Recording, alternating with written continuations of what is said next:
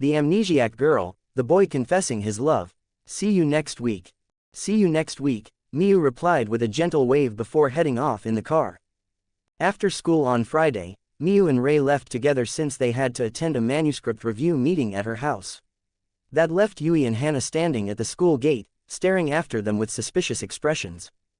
These two still claim they're just ordinary friends. Yui said bluntly. What kind of ordinary friends take a taxi home together every Friday? If they're dating, they're dating. Hana added. Maybe they're just shy. Anyway, come on. The new issue of Ametsukage Weekly came out today. Let's stop by the bookstore. Oh, right, Shirigane's new manga starts today. Yui's eyes sparkled instantly. Japan had plenty of romance manga artists, many far more famous than Shirigane. But taste is personal, and to Yui, 5 centimeters per second was a masterpiece.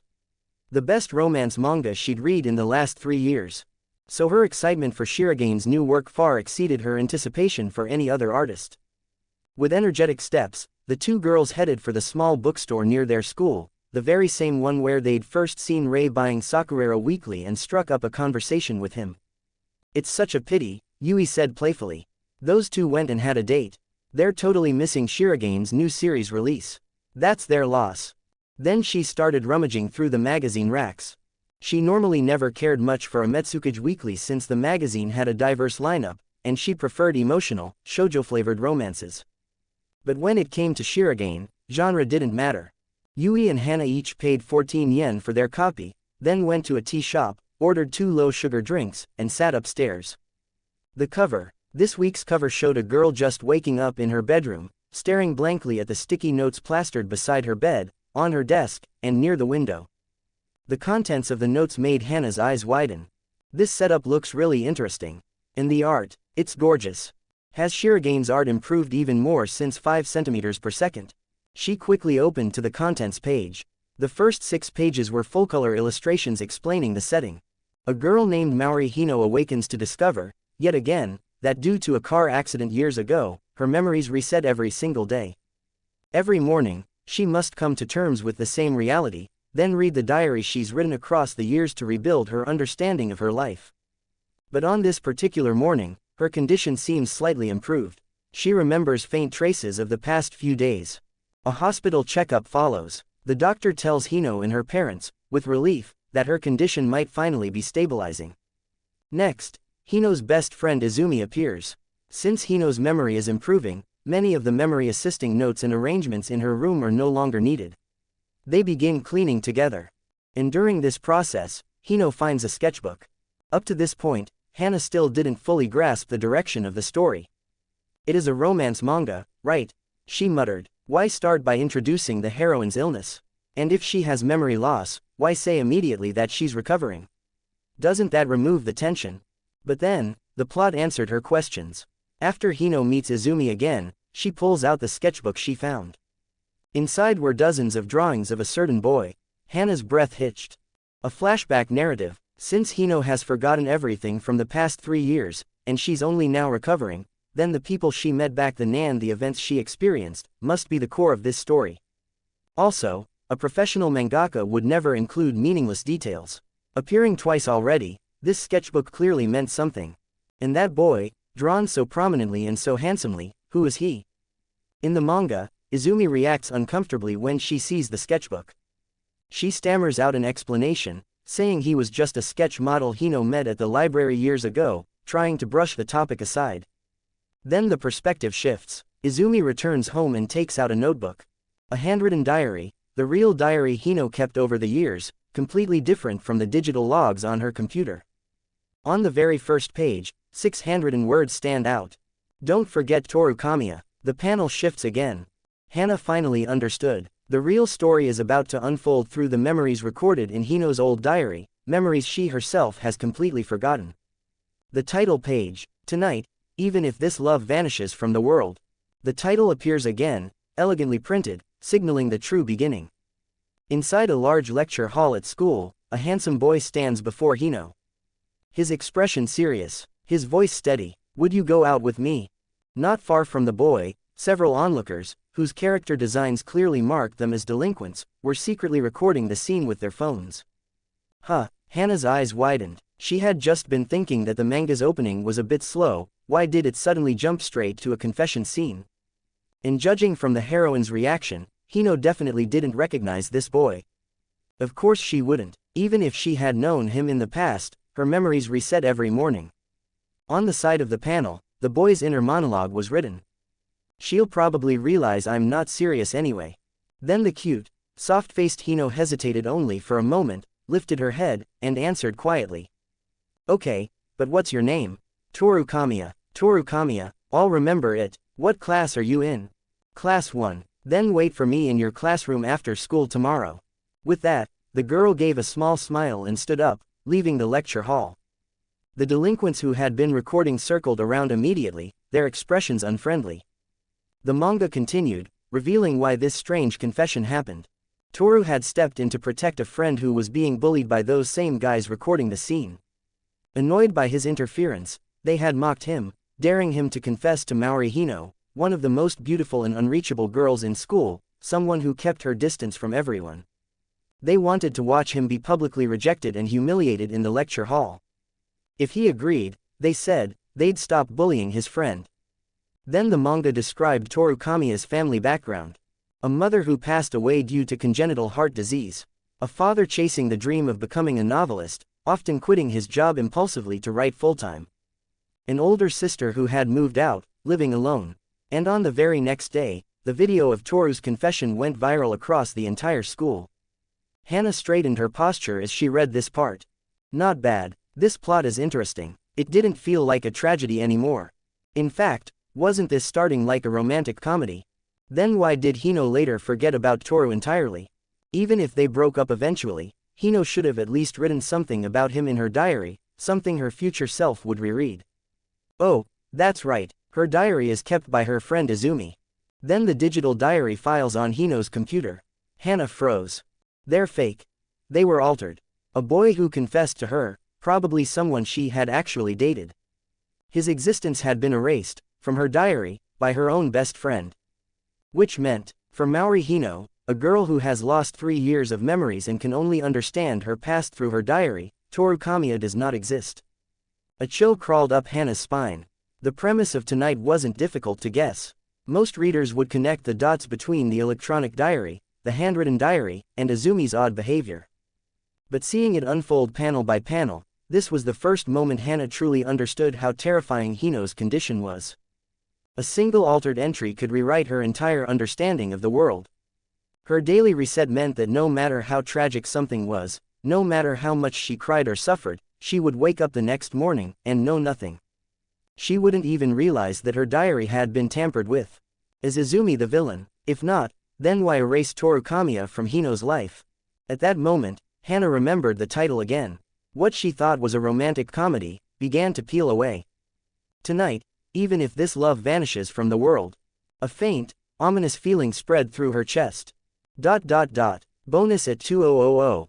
Read 30 chapters ahead at p@2rian.com/c/AshNoir. 24 comments 0 vote. Order of rank. Manga readers in the Japan weren't demanding people. They didn't expect a new series to open with some god-tier, unforgettable plot twist in its very first chapter. In fact, most massively successful manga began with fairly ordinary openings. So even though the pacing of tonight's first chapter was a little slow, the new readers who followed over from 5 centimeters per second didn't mind. After all, 5 centimeters per second's pacing was even slower. By evening, Rei's Manga Artist account was flooded with comments, both from new fans and readers who had followed him from Sakurera Weekly.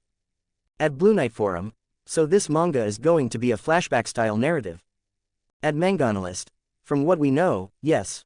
Maori Hino's amnesia will gradually stabilize, but the memories she's already lost won't come back. She can only rely on the diary entries she wrote before, and clearly, she's already forgotten Toru Kamiya. At Snowy Days, why did Izumi do that? Is she a villain?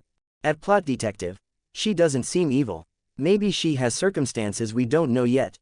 At Heartbroken Theorist, maybe Toru was actually a jerk. Maori got hurt by him, and Izumi didn't want her to remember something painful, so she hid the handwritten diary. At Kamiistan, that's possible, except Shirogane draws Toru way too handsome. If he turns out to be trash, I'll be emotionally devastated.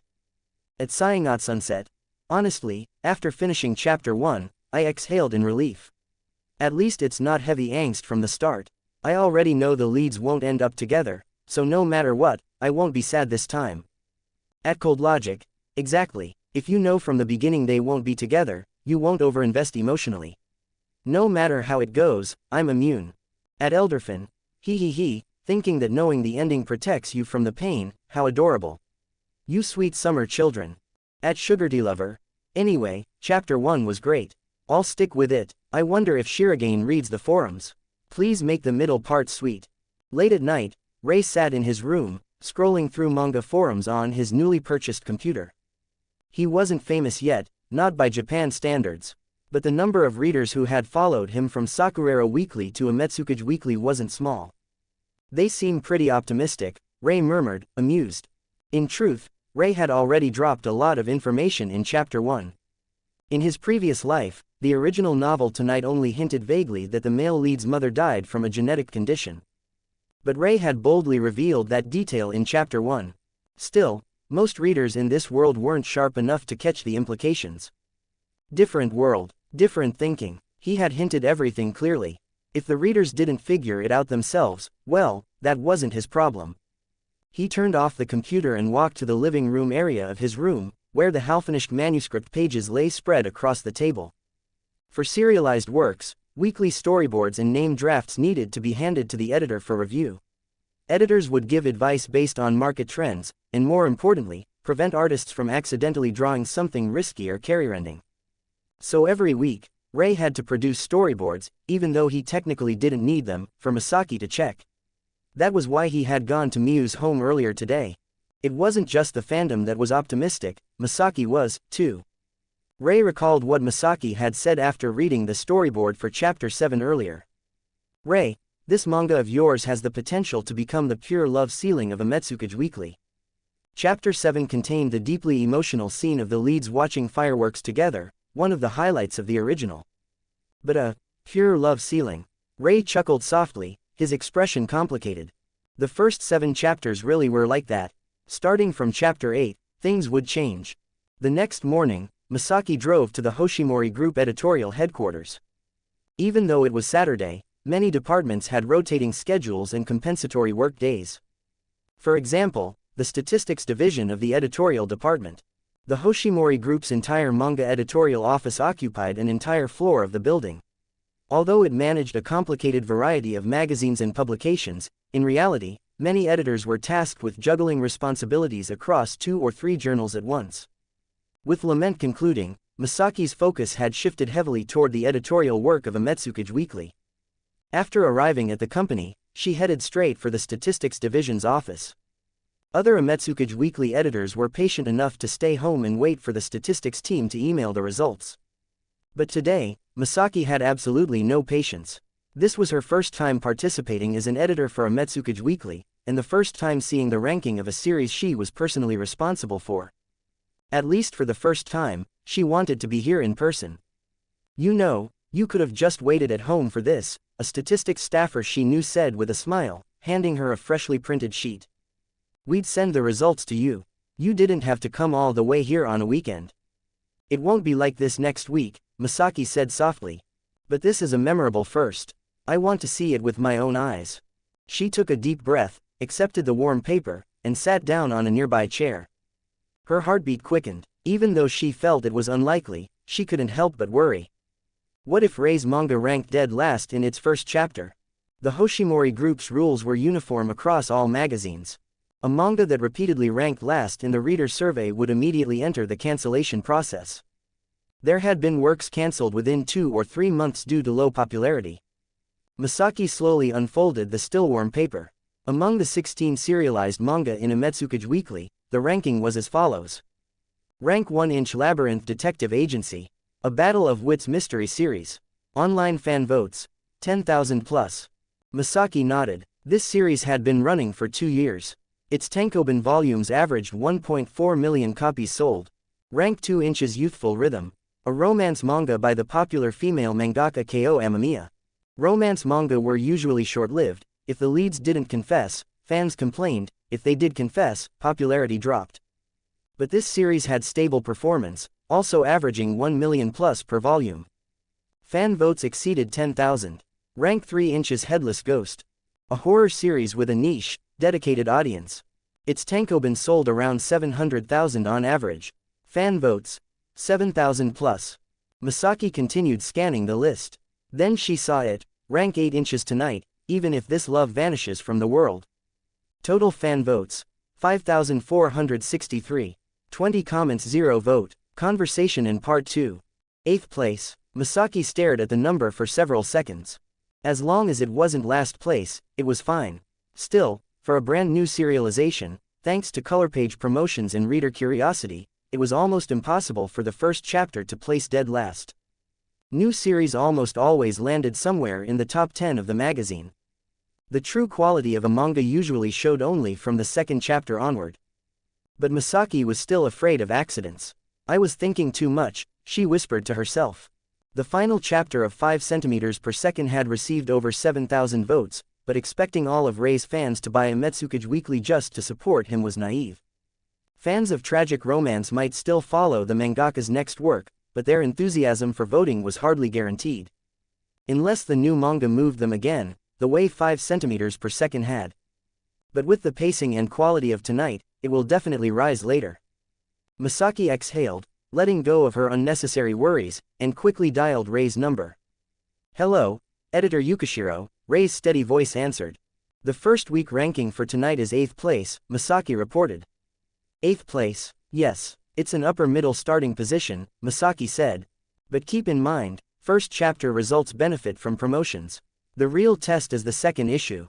She continued, serious. After the second chapter comes out, as long as you don't drop out of the top 10, that counts as a success. Not dropping out of the top 10 is considered success? Rei asked, genuinely puzzled. Of course it is, Misaki replied immediately. Don't oversimplify the manga industry, Rei. Any work that can consistently stay in the top 10 of a Metsukage Weekly usually averages 500,000 manga volume sales, with stable annual income in the millions. Some even have chances for anime or film adaptations. And a Metsukage Weekly's weekly circulation is easily top 15 in the entire Japan manga market. You're not in Sakurero Weekly anymore. Achieving the same explosive results as your 5 cm serialization isn't realistic. You're a genius, yes, but your competitors here are geniuses selected from among thousands. Understood. Rei's voice remained calm, almost too calm. Misaki sighed silently. It was obvious he wasn't discouraged at all. He hadn't lowered his expectations even slightly.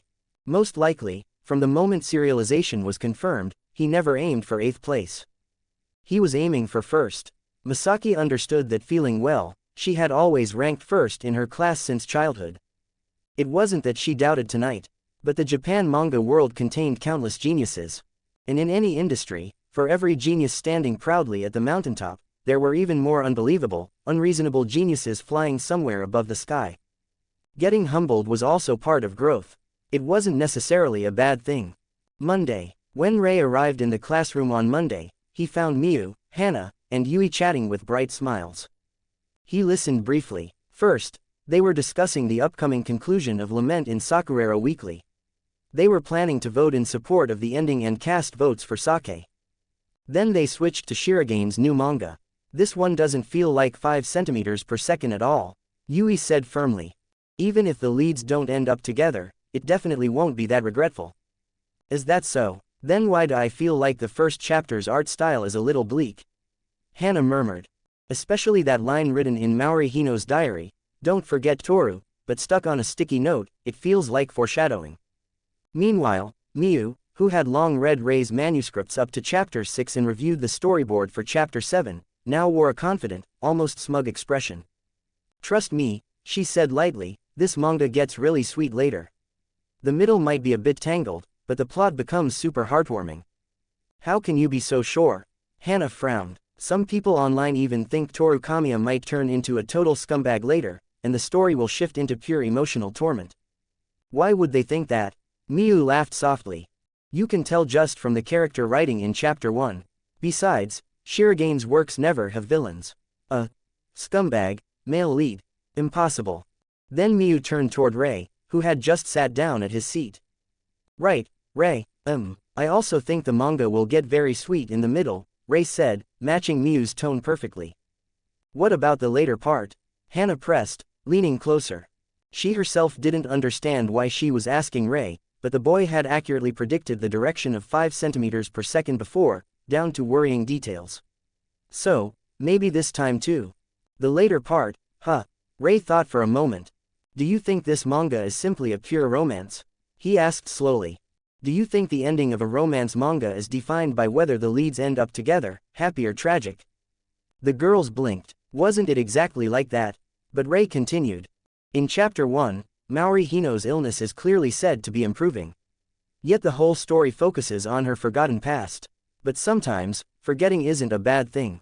He smiled faintly. When Maori recovers, what she needs is the future, not the past she lost. So I think the ending of this manga will return to the world line of Chapter 1. And the final scene of Maori Hino will probably be her smiling. Like Takaki's final smile in 5 centimeters per second. Hana's eyes brightened. If that's the case, it fits Shiragene's style. In both works, the lead moves forward into a new life. Hey, Hana, why are you taking his words seriously? Yui interrupted with a laugh. Only Shiragene's words count. Even if the plot ends that way, Rei is just guessing. Rei merely smiled and didn't argue. Miyu, however, was thoughtful. Rei hated spoilers, and hated lying about plot directions even more.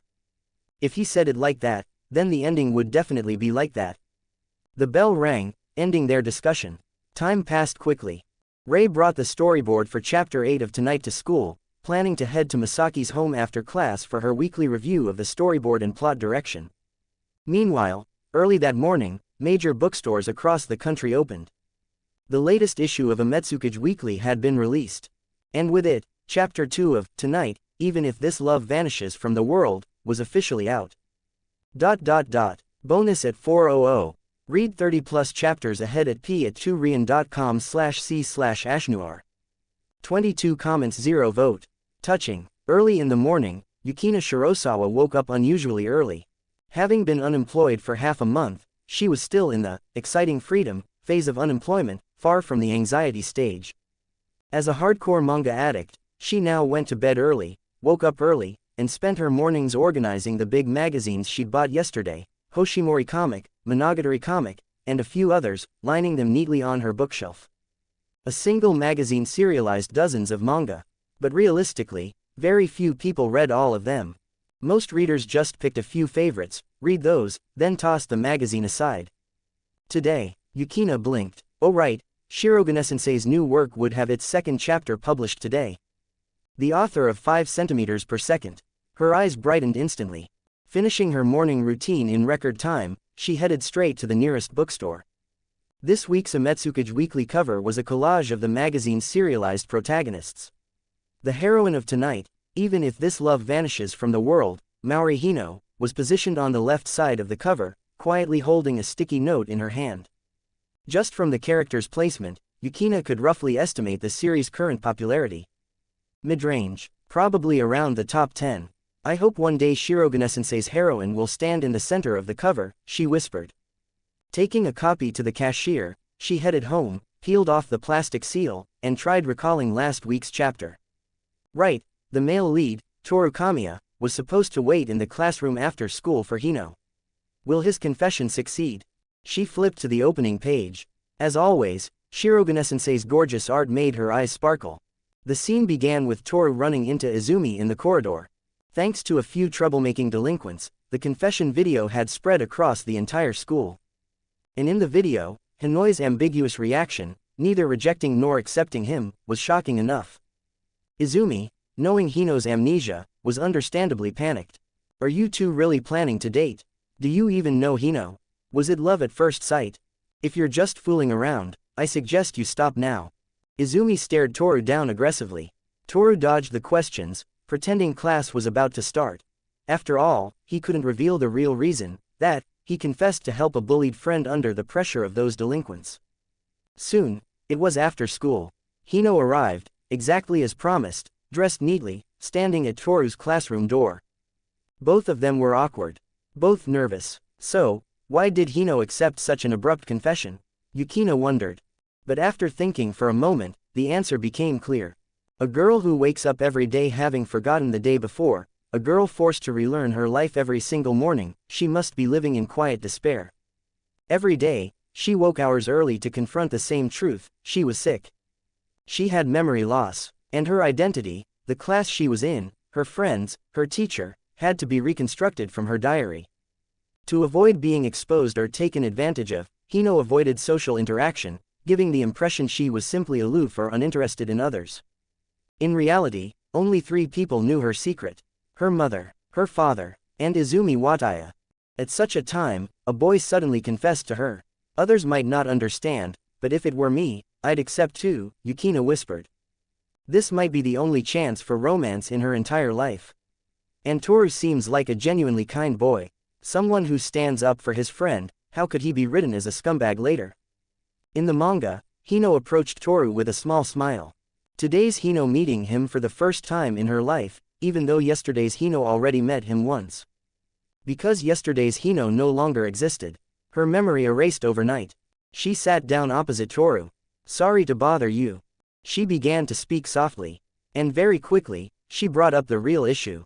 About the matter of us dating, I have something to discuss with you. Toru stiffened. Hino noticed and smiled. Are you regretting it? The following conversation showed Toru explaining the real reason behind his confession, and apologizing. Yukina's heart tightened. Hino wasn't angry. Instead, she admired his courage in standing up for his friend. So what? You don't want to date, I mean. And you, why did you agree to my confession? Me, why indeed? A loneliness flashed across Hino's expression. Then she smiled. For now, let's pretend to be a couple. The confession video is already spreading. If we pretend to date, those bullies won't bother your friend again, right? Exactly, Toru said after a pause. Yukina felt a gentle smile form on her lips. Yes, why complicate romance manga? Just create the relationship, and let the feelings grow. Shirogane-sensei really understood romance. Then Hino raised a finger. Let's follow 3 rules for our fake relationship. First, before the end of the school day, we don't speak to each other. Second, if we text, keep messages short and simple. Third, we absolutely cannot fall in love with each other. The panel zoomed in on Hino and Toru's faces. Toru's clear eyes, Hino's gentle smile. A composition bursting with youth. Thump. Yukina curled up with her manga, hugging it tightly. She had fallen in love already. A flag. This is 100% a flag. What do you mean, we cannot fall in love? Yukina whispered. That's literally impossible. As for why Hino proposed these rules, Toru didn't ask, and Yukina didn't want to think about it. On the next page, Toru nodded firmly. New manga artists really do have incredible brains. Only someone fresh like this could come up with such a plot. Directly establishing the romantic relationship in the second chapter and then cultivating feelings afterward, it's a million times better than those romance series where you wait 100 chapters for a confession, and even after 2 years of serialization, the leads haven't kissed. Yukina Shirosawa took a deep breath and continued reading. What followed was a montage of daily moments. Every day after school, Maori Hino would meet Toru Kamiya, notebook in hand. The scenes shifted rhythmically, the schoolyard under the sunset. The campus glistening after the rain. Her asking him about blood type. Favorite authors, admired person, family situation, and countless tiny details. It looked almost identical to an ordinary after-school couple building their relationship, bit by bit. At school they never spoke except after dismissal. Even text messages followed the rules strictly. If a reply could be settled with just, understood, it would never be replaced by something longer like, I know. The first 2 rules were being upheld perfectly. What about the third one? Yukina murmured, a gentle auntie-like smile creeping across her face. Then came their first date-like outing. On a Sunday afternoon, Hino invited Toru out. She brought Izumi along as well, and the 3 had their first proper meetup. Here, Izumi's impression of Toru shifted, because the 2 shared a love for a niche literary author. The manga mentioned this author, Nishikawa, twice. Yukina paused. This writer with the pen name Nishikawa. This is definitely foreshadowing. The second chapter consisted mostly of daily life scenes, but Yukina read every frame with intense focus. Romance manga worked like that, no superpowers, no battles, no dramatic betrayals. Just pure emotion, and most importantly, there wasn't a single forced love rival in sight. Everything was pure love, nothing more. Even if Hino and Toru didn't openly acknowledge it, to Yukina, this was already pure, unmistakable romance. Ah, Shirogane-sensei, you're so good at romance manga. So why did 5 centimeters per second have that ending? If Akari hadn't left in chapter 5, maybe that manga wouldn't have ended even now. Her mind wandered for a moment, thinking of Shirogane-sensei's previous work. The trio in the manga enjoyed a peaceful Sunday. On a balcony, they watched the distant sunset together. Hino, smiling contentedly, kept snapping photos of the golden sky, the streets below, the fading light. You're taking too many pictures, Toru said with a smile, watching her side profile. Instead of taking photos, why not just burn it into your eyes? If I don't take photos, Hino whispered, I'll forget everything. Azumi's expression flickered with aching tenderness. Toru didn't notice any of this. 3 small consecutive panels pulled Yukina back into reality. She remembered chapter 1 Hino, the Hino who had already forgotten that Toru ever existed. She had also forgotten this exact sunset, this fleeting, irreplaceable moment she shared with Toru and Azumi. The sweeter the scene became, the sharper Yukina's heart squeezed. Tomorrow, Hino would forget this moment. Sure, she had her phone photos. But if she woke up tomorrow with a blank memory, would the photos mean the same? Could a handful of diary words truly convey the feelings of this exact moment? If she had even a tiny seed of affection for Toru right now, tomorrow's Hino would lose every trace of it. Yukina felt dizzy. No, don't spiral. Trust Shirogane-sensei, Hino's condition improves later, right? No matter why Azumi steals and rewrites the diary later, once Hino recovers, she'll definitely find Toru again. And the Hino who doesn't forget, she'll remember all of this. She has to. This thought steadied her, but only for a moment. Because the very next page was the final page of chapter 2. Hino stood beneath the lingering sunset, gazing toward the horizon with quiet longing. Her inner monologue appeared. To me, my yesterday's self does not exist. Yukina's throat tightened. Hino could not remember her past, nor could she see her future. The photos she took were only for tomorrow's Hino, for the self who would wake up and know nothing. But this Hino, the Hino who loved the sunset, who enjoyed the company of 2 precious people, would disappear by the time she fell asleep, leaving no trace in the world. Chapter 2 end. Yukina stared at the final page. The whole chapter had been warm, gentle, beautiful, which only made the ending so unbearably sad. But only in the last few pages, just a handful of lines, Yukina was jolted awake from her beautiful dream. What kind of insane setting is this? Shirogane-sensei, don't you feel sad when you write something like this? How can someone draw such warm, gentle artwork but write a plot that rips your heart out? She flopped back on her bed, defeated. Fortunately, it was only chapter 2. After a few minutes, her emotions settled, replaced by rising anticipation. Hurry up, she thought. Quickly finish the past story through Azumi's diary. Then I want to see Hino meet Toru again after she recovers, and fall in love all over again. Closing the chapter, Yukina turned to the back of the magazine. Beside the price tag was a tear-off slip with a QR code. After scanning it, a voting page instantly opened. 16 titles were listed top to bottom. Each QR code allowed voting from one device. To prevent cheating, each reader could vote for up to 5 series, minimum 1. But even with such convenience, over 90% of readers still couldn't be bothered. Yukina, however, was different. Chapter 2 of Tonight had genuinely touched her. Without hesitation, she tapped the longest title, Tonight, even if this love disappears from the world, then selected, Vote. Shirogane-sensei, I'm counting on you. Don't disappoint me, she murmured. If you keep this up, the print volumes are going to sell like crazy.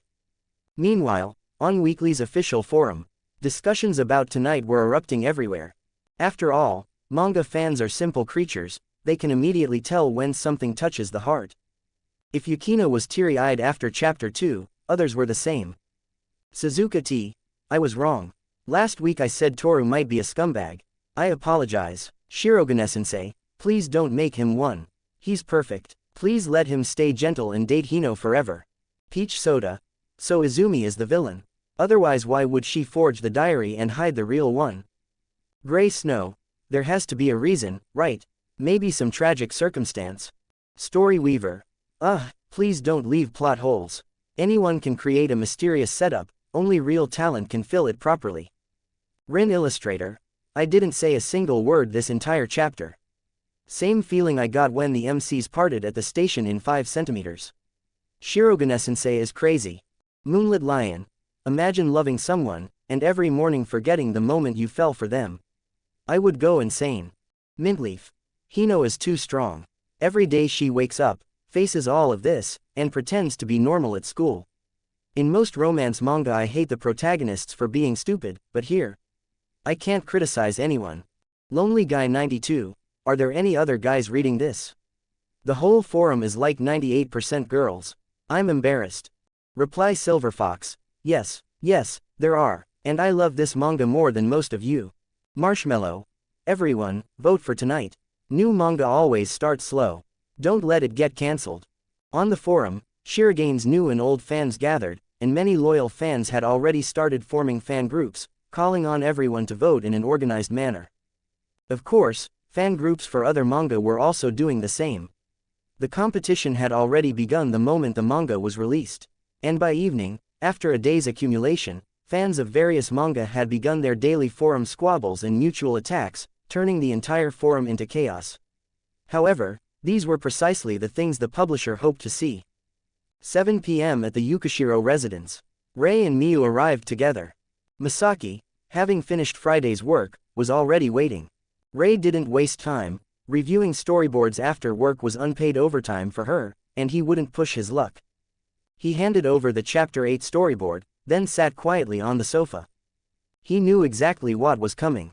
And sure enough, 10 minutes later, both Misaki and Miyu looked up from the papers, their eyes sharp enough to cut steel. Rei, Misaki said, voice dangerously calm, what kind of insane plot development is this? Are you crazy? Miyu burst out, are you really not afraid the readers are going to tear you apart? Rei shrugged lightly, no, this chapter explains the foreshadowing from Chapter 1. He smiled, and as long as it doesn't violate morality or national laws, I'm drawing Chapter 8 exactly like this. 11 comments 0 vote. Ranking. It was no wonder Misaki and Miyu were staring at Rei like he had lost his mind. Chapter 8's plot twist had completely stunned them. Up to Chapter 7, tonight, even if this love vanishes from the world had been emotional but still clearly a pure romance. The sort of story where readers naturally assume, no matter how painful the journey, the lovers will eventually end up together. But Chapter 8 shattered that assumption. You're crazy. Miyu looked at Rei helplessly. She might treat him as a rival in school, but she was also a fan of his work. From a reader's perspective, this twist made her scalp prickle. No, this was decided from the beginning, Rei said calmly. This is extremely risky. Misaki finally spoke, her voice steady but cold, the voice of an editor who had seen countless series crash because of one reckless plot decision. Serialization is a one-way arrow. A single misstep can send the entire story collapsing like falling dominoes. And Chapter 8, in her expert judgment, was exactly that critical chapter. If this were any other situation, Misaki would have immediately ordered him to rewrite it. But the problem was that Chapter 8's twist was tightly connected to Chapter 1, which had already been published in a Metsukage. She could use her authority to force a change, but then what about the contradiction with Chapter 1? Readers would notice, and the series would collapse anyway. Misaki pressed her fingers to her forehead. Rei blinked at the two sisters. Why the serious faces? You really think the plot is that problematic?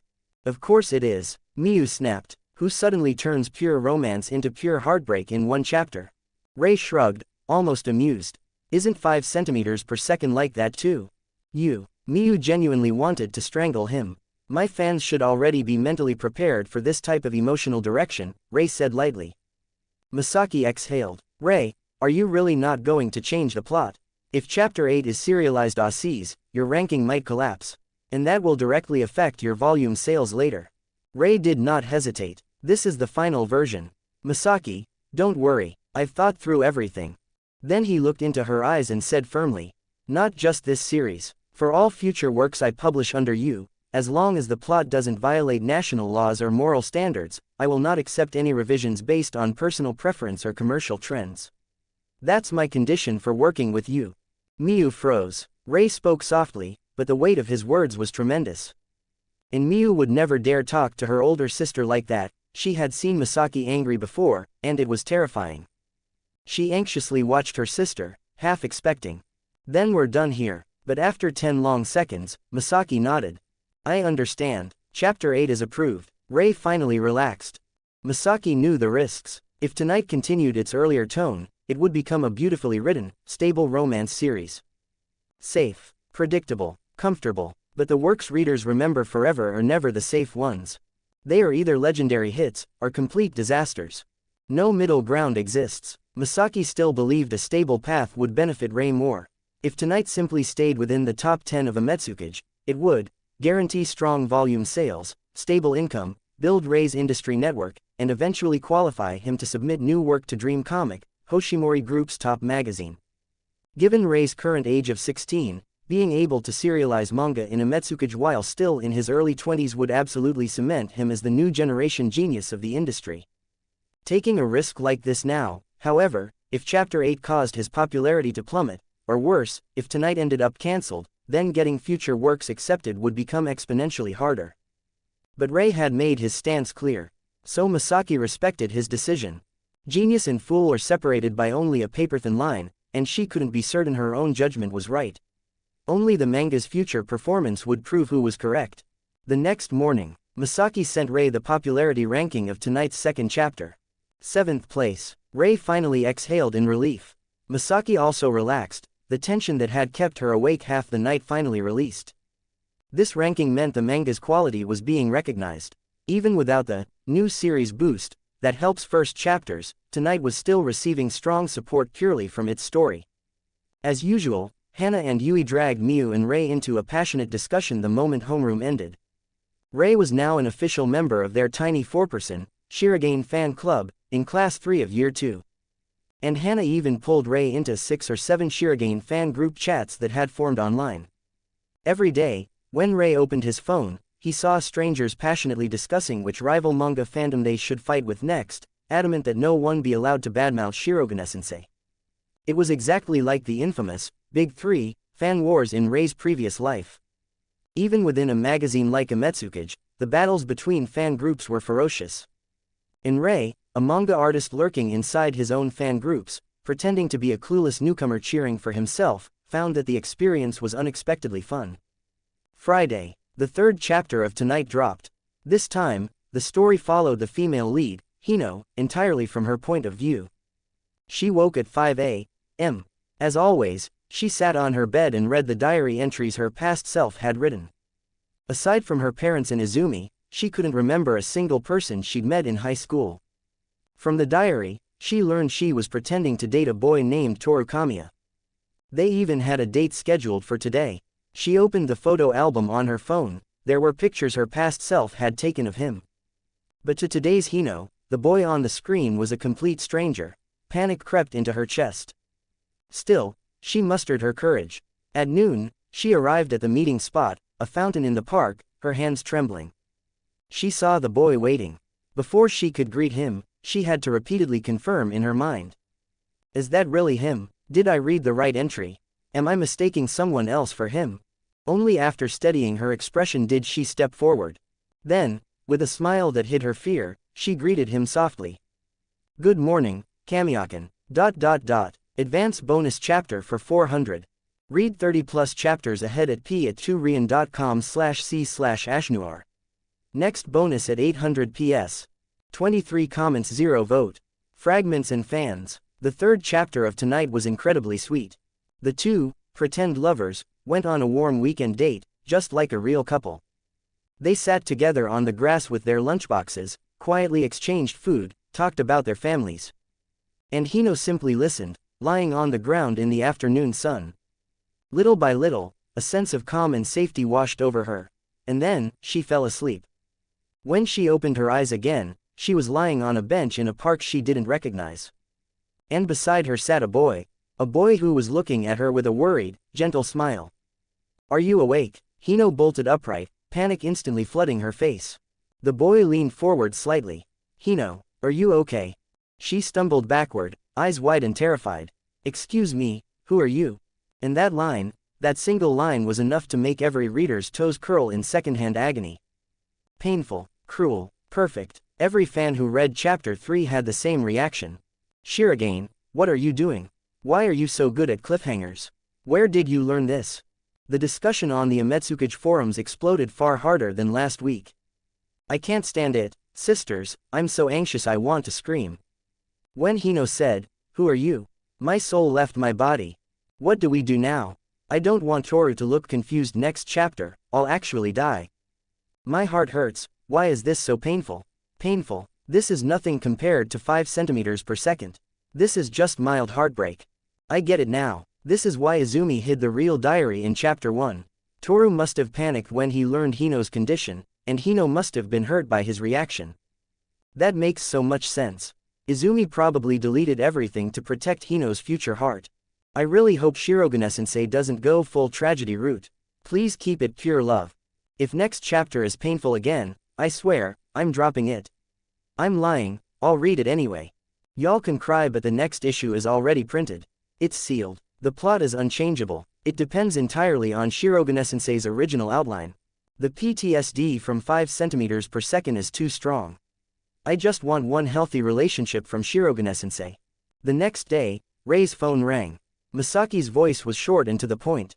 6th place. I understand, Rei replied in the same calm tone. No excitement. Hey, aren't you happy? Why do you sound like that? Masaki asked. Rei chuckled softly. Of course I'm happy to climb another rank.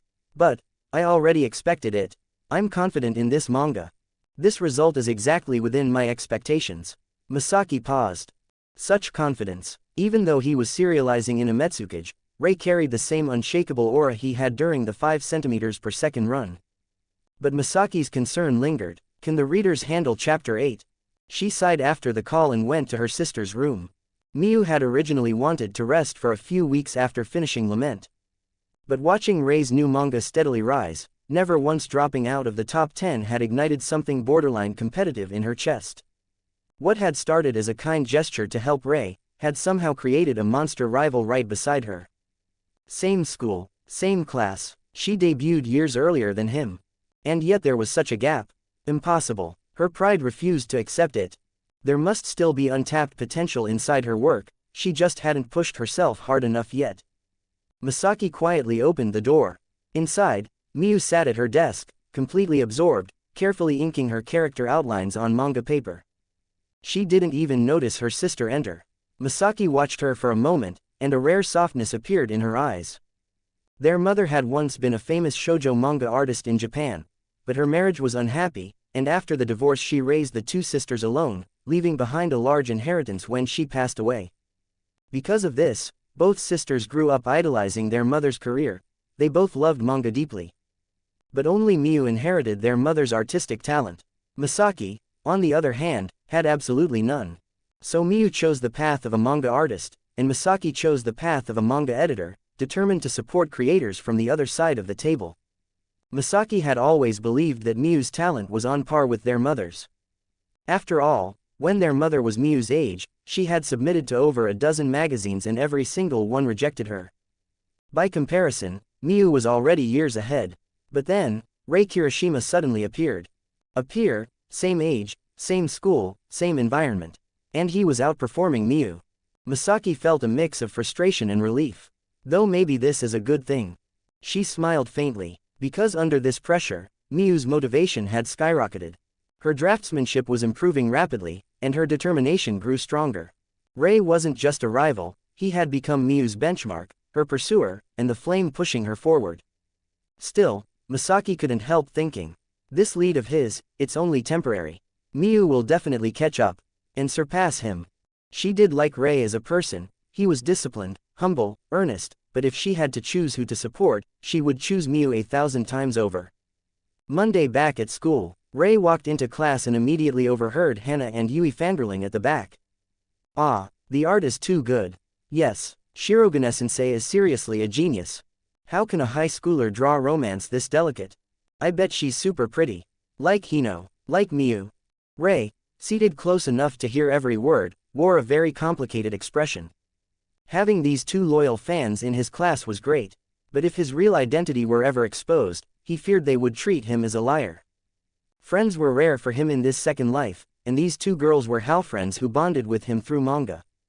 I mean, did you ever consider Shirogane-sensei might be a guy? Rei asked lightly. The official info never said she was a girl. Does that even need to be said? Yui laughed. Look at how delicately the emotions are drawn in tonight. No male manga artist can draw like that. Hana nodded. Rei, are you trying the, I'm actually Shirogane, joke again? At a time like this? Rei smiled. Then let me ask, what if I really am Shirogane? Would you two still support the manga? Of course, Hana said instantly. I'll always be Shirogane-sensei's fan. Me too, Yui added proudly. Rei blinked. Wow, he murmured, amused and touched. Miu, who had just entered the classroom, overheard them. Her expression turned a bit envious. She had never heard a fan talk about her like that. But then she straightened her back and fired herself up internally. Someday, I'll have 1,000 fans like that. 10,000, 100,000. As Ametsukage continued publishing new chapters, fans of Tonight began appearing not just in Rei's class but across multiple grades. Most were girls, boys gravitated more toward battle and mystery manga, while girls loved youth romance. But Shirogane's works were unique, not mainstream romantic comedy, not cookie-cutter fluff, yet irresistibly compelling. When a manga's style is unique, fan loyalty becomes powerful.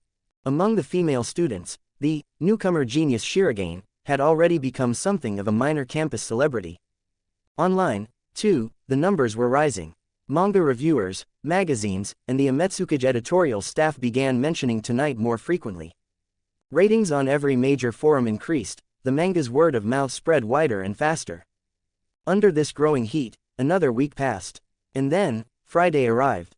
The new issue of Ametsukage hit the shelves. Bonu at 8:00. Read 30+ chapters at p@2rian.com/c/AshNoir. 22 comments 0 vote. Touching moments in the Newcomer Award. Just like every Friday, Yuki woke up early. After washing up, she headed straight to the nearby bookstore, excitement bubbling inside her. As the owner of 3 Shirogane fan groups, and the one who had personally led multiple flame wars against rival fandoms from other magazines, her devotion to Shirogane-sensei's works was unquestionable. Every week, without fail, she counted the hours until Ametsukage released its new issue. Arriving at the bookstore, she snapped a picture of the glossy new cover and posted it in her fan group. The chat instantly exploded. So jealous, I'm stuck at work, I can't go until tonight. High schoolers really live the dream. Group owner, please take photos of the chapter. I swear I'll still buy it later, work is hell today. I envy anyone not working Friday mornings. I only read Tonight, even if this love vanishes from the world in Ametsukage. When will the tankobon release? I want it on my shelf. The magazine paper quality is so bad. Hey, Ametsukage's paper is already on the better side. You haven't seen the truly scratchy ones. Anyone who finishes the chapter, no spoilers. I'm fragile today. Yuki smiled at their messages. Shirogane wasn't yet a top-tier manga artist in Japan's entire manga industry, but that never mattered. A reader's love for a creator had never depended on popularity, only on resonance. And right now, Tonight was the manga that resonated with her most this year. After paying, she walked to a quiet park, settled into a shaded pavilion, and opened the new issue under the cool morning breeze. Chapter 4. The chapter picked up exactly where last week's cliffhanger ended. Maori Hino had completely relaxed around Toru Kamiya. For someone who woke up every morning only to relearn her entire life from a diary, letting her guard down, even just for a few minutes, was a luxury. So when she drifted off under the warm sunlight on the grass, her memory reset. In that 10-minute nap, everything vanished. And when she awoke, she found herself beside a strange boy she could not recognize. Panicked, trembling, Hino immediately called Izumi. I woke up in a park, and there was a strange boy next to me. Even though Yuki knew this moment was coming, Hino's terrified expression still made her chest tighten. She really remembered nothing. Everything she had told Toru earlier, their families, their hobbies, their awkward little jokes, all of it now existed only in Toru's memory. Izumi calmly talked Hino through the situation, then quietly reminded her, even if their relationship was only pretend, this was the first boy Hino was willing to trust. Izumi didn't want her returning to the lonely version of herself who lived carefully behind emotional walls. Even if it meant continuing to deceive Toru. Yuki's grip on the magazine tightened. From her point of view, Hino should tell the truth. Now that the situation allowed it, why hide it? If she truly cared, if she truly wanted something real, she shouldn't keep this from him. Eventually, Hino returned to the park. With trembling hands, she checked the photos in her phone, committing Toru's face to memory. Then she walked toward him, knees weak, tears in her eyes. I'm sorry, I have anterograde amnesia, and just now, I forgot you. The manga shifted perspective here, to someone sprinting desperately toward the park. Then the panel returned to Toru, sitting silently on the bench. Yuki could practically hear her own heartbeat echoing in her ears. Romance manga had simple formulas, no battles, no intricate schemes, just two hearts colliding. But fans were merciless. One wrong sentence from the male lead, one insensitive reaction, and a manga could lose its entire readership. This moment was the decisive turning point. Hino wiped her tears and bowed her head. I'm sorry for making you do something so absurd, pretending to be my boyfriend, that was my fault. I'll keep causing you trouble. So, let's end this here. Yuki's stomach dropped. So this is why Izumi hid the real diary in chapter 1. If they parted here, she wouldn't want Hino to remember the pain. Then the boy who had been silent finally spoke. If you don't write today in your diary, you won't remember it tomorrow, right? Then don't write it. Don't write about falling asleep here. Don't write about telling me your illness. The panel shifted to a double close-up. Toru's face was tense. Maori Hino's eyes were filled with quiet earnestness. Yuki didn't know what Maori and Toru Kamiya were thinking in that moment, but a wave of emotion surged through her. Toru, he wasn't afraid of her. He wasn't disgusted by someone like her at all. That alone made her chest tighten. That night, Maori sat at her desk, staring at her diary, yet unable to write a single word. The next day, during class, Toru looked visibly anxious. He knew all too well. If Maori didn't want to keep pretending to be his girlfriend, she only had to write it into her diary, or worse, delete every mention of him. If she did, then in Hino's world, Toru Kamiya would become someone who had never existed. But at dismissal time, Maori showed up, right on schedule. She first checked him carefully, making absolutely sure she wasn't mistaking him for someone else. Only then did her usual warm smile appear. I had a lot of fun yesterday, Toru. Did she really not record any of it? A sudden realization hit Yuki. No, she had recorded it. She just didn't want to end their relationship. So she chose to pretend she hadn't written it down, keeping their connection alive for another day. The latter half of chapter 4 then showed time passing. Their usual after-school meetings, their weekend outings, their sweet, everyday moments, taking selfies, filming each other, building small memories day by day. And then, the last page. Toru smiled gently at Maori. What are your plans after school tomorrow? Tomorrow. Anything you want. We can do anything. Maori lifted her phone and snapped a photo, capturing his firm, smiling words. I'll make tomorrow's you happy too. A tear pricked at the corner of Yuki's eyes. The hardest part of romance manga isn't making the boy and girl fall in love with each other. The hardest part is making the readers fall in love with them. Right now, Yuki felt as if Shirigane's monochrome pages had come alive, as if she were standing right there, in front of that boy, hearing him say in that gentle, understated tone. I'll make you happy tomorrow, even if you forget today. It doesn't matter if her memory resets, it doesn't matter if every effort is erased by morning. He'll just do it again. And again, and again. The final panel of the manga showed Maori's inner voice. This feeling, this might be the first time, the despair I feel every morning, suddenly feels unreal. Toru, thank you. Yuki's fingers trembled slightly. She was deeply moved, yet despite the sweetness in the chapter, tears streamed down her face. Stories like this depend on personal taste. Some people feel the emotions immediately. Others find the pacing slow or the plot dull. But Yuki was completely absorbed. Shirigane, how did you come up with something like this? She'd been holding it in the whole day, unable to describe the sensation of finishing the chapter. Sweetness, yes, plenty of that. But afterward, sadness. Deep, lingering sadness. Because the very first chapter had already told her, Hino and Toru Kamiya would one day truly forget each other, their lives splitting apart completely. What could drive apart a pair like this? Was it a long-distance tragedy like 5 centimeters per second? Pressure from Toru's family, or some devastating misunderstanding? Sitting on a park bench, sunlight filtering through the vines above, Yuki let out a shaky breath. This manga touched her deeply. Oh right, she needed to rally the fan group and gather votes for tonight. And she needed to check the forum. Fans of other series were probably already stirring up trouble again. Time to defend Shirogane. That day, countless previously silent fans suddenly became active. Hoshimori's manga readers might be picky, but when they truly loved something, their passion and purchasing power were overwhelming. All night long, discussions about tonight filled the forums. The next morning, many fans were stunned to see the manga showing up in multiple critic recommendation videos. Some professional review sites even gave this one-month-old series a shockingly high score, 9.0+. Casual readers of Ametsukage began falling in love with the story as well. They started remembering the name, Shirogane. And most importantly, at noon the next day, Rei received a call from Masaki. "Rei, this week's Ametsukage weekly ranking is out. Tonight jumped from last week's 7th place to 5th. Rei could hear the excitement and relief in Masaki's voice. Masaki normally kept a cold, professional expression, but when it came to manga, she was earnest to the point of obsession. And whenever tonight performed well, she was always happier than Rei himself. Every Thursday night, before sleeping, she worried endlessly that the ranking might drop. She was probably more anxious than the actual creator. Congratulations, Rei. At this rate, as long as tonight stays stable, you'll definitely enter the top 3 for the annual New Manga Artist Award this year." Award? Rei blinked. He sounded genuinely surprised. "You don't know." Masaki raised her voice a little. "You're a manga artist. How are you this clueless about the industry?" Rei didn't answer. In his mind, because the original me didn't care, and I've been drawing non-stop. When would I have the time to study this stuff?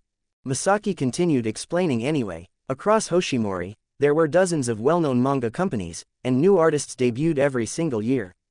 High school debut manga artists like Rei. Completely normal. The manga culture was strong here. Some people even worked their entire careers, retired at 60, and then debuted as a manga artist for fun. The annual New Manga Artist Grand Prize was a large award, sponsored by major corporations, televised live nationwide. The judging criteria were simple: work quality, popularity, collected volume sales. Typically, if a newcomer's series sold 700,000–800,000 copies per volume, and scored well with readers, they had a solid chance of being nominated. 10 nomination slots, 3 actual award winners. Originally, Masaki never thought Rei had a chance. She expected tonight to linger around the lower half of the top 10. But after only 4 weeks, tonight had skyrocketed into top 5. That was far beyond her expectations. Naturally, bigger possibilities began forming in her mind. "So you think this manga can only reach top 3 in the Newcomer Award, not first?" Rei asked. "To be precise, maybe third," Masaki said after a pause. In the first half of this year, the industry produced 2 monster-level newcomers. One is the 19-year-old prodigy Ren Kanzaki, son of Takumi Kanzaki, one legendary manga artist. His debut series already sells 1.5 million volumes each release. Masaki lowered her voice. "Some say his plot style strongly resembles his father's. It's suspected he's getting help. But no one can prove it." The second is Minami Aoi, 36 years old, a romance manga artist like you. Her series runs in Crimson Sky, a secondary journal under the massive Koken Group. 3 weeks ago, she hit rank 1 and hasn't budged since. Her collected sales already exceed 1.2 million per volume. Masaki sighed. The entire industry thinks the New Artist Grand Prize is between those two. In previous years, their numbers would guarantee overwhelming victory. She looked at the storyboard papers stacked on her desk. "You're young, Rei, less experience, less time spent producing manga. If you can't match them at the end, getting third place would already be incredible. No one in the industry would look down on you." Rei was silent for a moment. Then he laughed softly. "How would we know without competing? If I really have a chance to be nominated, then my goal is first place." As for discouraging words, his eyes sharpened. "We can talk about them after they manage to beat me." Masaki fell completely silent. 18 comments 0 vote. The plan. Rei was curious about the New Manga Artist Award that Masaki mentioned, but he didn't take it too seriously. Either way, the judges would automatically select new artists with standout works from that year. He didn't need to apply. And with the achievements of 5 centimeters per second in his current series tonight, even if this love vanishes from the world, Masaki was certain he would be nominated. Of course, winning would be ideal. An award like that would massively boost his chances of getting future series accepted by top-tier magazines under the major publishing groups. But as long as Rei could continue recreating the masterpieces he remembered from his previous life, he wasn't afraid of hitting a bottleneck. That afternoon, to celebrate tonight's rising success, Rei invited Misaki to dinner as thanks. She had been working tirelessly behind the scenes. Rei absolutely didn't believe her job was just submitting his drafts once a week. Being an editor, it was anything but easy. He also stopped by an anime goods store and bought a few character merch items, wrapping them up as small gifts. Given Misaki's wealthy background, anything expensive might be awkward. But since she was a huge anime manga fan, this was the perfect kind of gift. Over dinner, Misaki reminded him seriously, "With tonight gaining steam, the company will probably push for the collected volume release in a few weeks. The magazine ranking shows expectations, but the real value of a manga is the tankobon sales. Adaptations, anime, live action, depend heavily on that number." She paused, looking right at Rei. "If nothing unexpected happens, Volume 1 will release right when Chapter 8 is running in the magazine. And that chapter is where your risk explodes. Prepare yourself mentally." "Understood," Rei nodded. As the new week began, tonight's reputation genuinely began exploding within the Ametsukage weekly readership. Rei's manga had only been running for 4 weeks, yet it had rocketed into the top 5. Rumors that Shirogane, the author, was actually a high school student only fueled more discussion. Manga magazines, news sites, and critics began publishing features on this mysterious newcomer. Genius manga artist Shirogane's debut hit, 5 centimeters per second, surpasses 800,000 copies, 1 million expected within the year. Who exactly is Shirogane? Ametsukage Weekly's rising star. Tonight, draws comparisons to prodigies like Ren and Minami Aoi. Is this year's newcomer grand prize already decided? 5 centimeters per second, captured a 13-year bond in 5 chapters. Tonight, dissects the fragility of time and memory. Is Shirogane-sensei truly just a student? Rising faster than expected, tonight, becomes a weekly highlight. Industry seniors praise Shirogane's storytelling. Veteran romance artist Hoshizaki Ira applauds. Tonight, even as her senior, I've become her fan and read every week. Miyu scrolled through the online articles about Rei, her face a mix of pride and jealousy. His first series started in June, it's been less than 5 months, and he's already this famous. Thinking of her own 3-year climb to the top of Sakura's rankings, something she used to brag about, she felt her face heat up. Forget it, Miyu, don't get discouraged, just work harder, you've got to surpass him. She turned to look at Rei, who was currently sleeping with his head on his desk. Over these past months, Rei had stopped drawing at school. Too many distractions. He now chose the brutal schedule of drawing deep into the night and napping lightly at noon. No assistants, producing this many pages every week, keeping top grades, and gaining national recognition in less than half a year. Miyu sighed. Only an insider like her understood how outrageous Rei truly was. And then there was the newcomer award nomination. Her own debut at 13 was so rough it wasn't even close to nomination material, and by the time her second work succeeded a year later, she was no longer a newcomer. Seeing that Rei had the opportunity to be nominated or even win an award, Miyu couldn't help but feel a sharp pang of envy. Some honors, if not obtained when young, remain lifelong regrets, no matter how dazzling later achievements may be. Her mother, who debuted at 20, had won the gold prize in the new Manga Artist Awards. Miyu, who had always looked up to her mother, had indeed surpassed her mother's serialization results at the same age, but this award was something she would never again be eligible for, since she was no longer considered a newcomer. Rei, keep going. If you really get nominated, when the awards show airs, I'll skip school and go support you in person. At least make the top 3 and get a medal, otherwise I'll look ridiculous, Miyu thought silently. Over the next 2 chapters, the manga shifted its perspective away from Hino and focused on Toru. He discovered the truth behind his family. After his wife died of congenital heart disease, his father had emotionally collapsed. He repeatedly quit jobs under the excuse of writing full-time, but in reality, he had never submitted a single manuscript. Meanwhile, his estranged daughter, Toru's sister, had run away from home, reinvented herself, and turned out to be Nishikawa, the rising young novelist. This revelation triggered a fierce, painful confrontation within the family, but slowly, the old knots unraveled.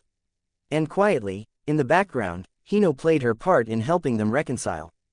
But romantically, these chapters didn't move the main couple forward. Which led to the results. Chapter 5 held steady at 5th place. Chapter 6 slipped to 6th.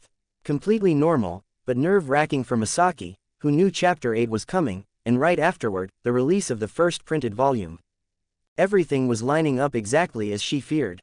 But at this point, nothing could be stopped. Meanwhile, Miu suffers a setback. In mid-October, Miu submitted her new manga for a serialization slot in Ametsukage Weekly. The competition was brutal. She lost by the smallest margin imaginable. For several nights, she could barely sleep. Serialization wasn't something hard work alone could guarantee, sometimes the industry was just cruel. Misaki encouraged her to submit to other magazines under Koken Publishing, or even back to Sakura Weekly, but Miu rejected the idea immediately. She still remembered what she once declared to Rei. "The next time we serialize in the same magazine, I will defeat you." Submitting elsewhere felt like admitting defeat. So she clenched her teeth and waited for the next Ametsukage serialization meeting. One evening, Rei arrived at the Yukishiro household holding a fresh storyboard. "This is the final chapter," he said. "Only 11 chapters." Miu couldn't help blurting it out. "Yes," Rei replied calmly. "It was never meant to be long. Romance loses its soul when dragged out. Ending cleanly, that's the highest form." Misaki and Miu exchanged a glance and said nothing more. They opened the storyboard and read. Minutes passed. Then Misaki slowly set the pages down. Her eyes were faintly red. Miu also found herself unable to speak. Both sisters recalled something Rei had said long ago. Between the male and female leads, there is no regret. Rei had kept his promise. But the problem was, readers themselves felt the regret. Crippling, suffocating regret. Some even wanted to strangle someone after reading the twist. This was the kind of love story Rei liked. "Can you please be a human, Rei?" Miu groaned internally. Then, after a long deep breath, she murmured something that even her sister Misaki didn't expect. "Rei, your fans really are blessed." Despite Chapter 5 and 6 causing a slight stagnation in votes, it didn't mean the manga's fanbase was shrinking. Far from it, many readers simply held back votes because the romance between Hino and Toru hadn't progressed recently. But fans were still buying. Early that morning, countless readers were already at bookstores. Among them, a girl named Emi quietly took the latest issue of Ametsukage Weekly, paid for it, and rushed home. She flipped straight to Chapter 7 of Tonight, Even If the World Disappears. The moment she saw the story shift away from Toru's family drama, she let out a relieved breath. Not that the family chapters were bad, they were just heavy. What she craved was the youthful warmth between the leads. And Shirogane delivered. Chapter 7. The chapter opened with Toru watching Maori sketch him on a manuscript sheet. With a thoughtful expression, he said, "Some skills, once learned, never disappear." He went on to explain. "It's procedural memory. Like learning to ride a bike, even after years, your body remembers." Emi blinked. It made sense. If Maori lost her memories every morning, could she still keep the skills she trained? And what if that skill was drawing him? Toru looked at her with gentle seriousness. "Maori, you must keep drawing." Warmth bloomed inside Emi's chest. The magic of this couple was back. Maori's quiet growth. In the manga, Maori woke every morning, opened her diary, and relearned the world. But now she also opened her sketchbook, filled with countless drawings of Toru Kamiya. She didn't consciously know why she kept drawing him. But each morning, she looked at the sketches and felt something stir inside. Even if memories disappear, they always leave traces. The me in the diary, she feels like she's slowly falling in love with him. Emi inhaled sharply. So the sketchbook Maori found in Chapter 1, it really was Toru. Every page was him. A sweetness filled her heart. Because if muscle memory and drawing ability remain, could love also remain? Even if forgotten daily, could a heart fall for someone again, and again, and again? The chapter grew more tense. The fireworks festival they had planned for returned. Maori and Toru met at the summer market, both dressed nicely, both slightly shy. Emi felt her heartbeat jump. Could it be? A smile tugged at her lips. She sat up straighter, eyes shining. Tears in my eyes. On the monochrome manga pages, the night market felt almost alive, colorful, bustling, glowing even without color. Maori Hino and Toru Kamiya walked side by side through the crowded festival street, both a little stiff, both quietly embarrassed. Emi flipped to the next page. Maori took 2 small steps forward, then, trying to act casual, reached out, and gently held Toru's hand. Emmy stopped breathing. It was here, the classic, heart-stopping moment in every romance manga. Toru looked at her for just 1 second. Then, without hesitation, he laced his fingers with hers and held her hand firmly. A sense of happiness overflows, but my memories can never quite keep up. Hand in hand, they walked onto the bridge. Just then, fireworks burst across the sky. Brilliant colors bloomed above them while the two stood below, small and silent, hands clasped together. Then Maori's internal monologue appeared. This precious moment, and I'll forget it soon. Even this warmth in my hand. Tears streamed down Maori's face, but she never looked away from the fireworks. Emmy blinked hard, her eyes stung. For Maori, the more beautiful the moment, the more painful it became. Because she knew, tomorrow morning, it would all vanish. This was why tonight always tasted bittersweet. Even the sweetest scenes carried sadness underneath. I don't want to forget, I don't want to forget. You won't, Toru whispered. No memory ever disappears completely. Please, don't leave me, Toru. I'll always be with you. Emmy's grip on the page tightened. Then Maori turned toward him. Toru, can I break our third promise? The third promise. Emmy remembered immediately. Never fall in love. She flipped the page quickly. The next spread was overwhelming. Fireworks exploding across the sky, and beneath them, Toru bowing his head, kissing Maori softly. Her tears falling, his eyes steady, full of devotion. The line beside them read, "Actually, I already broke it." Emmy stared at the page, shocked into stillness. Then she reread the kiss scene 3, 4, 5 times, her heart in a knot. Finally, she collapsed back into her chair and sighed. Shirogane-sensei, why does Maori forget Toru later? How on earth are you going to patch this hole? Panicking, Emmy grabbed her phone and opened the Ametsuka's weekly forum, only to see thousands of fans losing their minds just like she was. I officially crowned tonight as the #1 pure romance in this magazine. I'm a guy and yes, I cried. Fight me, anyone who trashed Toru early on, come out and apologize. This male-led is perfection. I'm in love. What happened between them in chapter 1? Why did Izumi hide the diary? I've been tortured by this mystery for 2 months. It should be soon. For 2 whole months we've been watching Izumi flip through Hino's old diary entries. Now that Hino and Toru are finally in love, the truth about what happened later has to appear soon.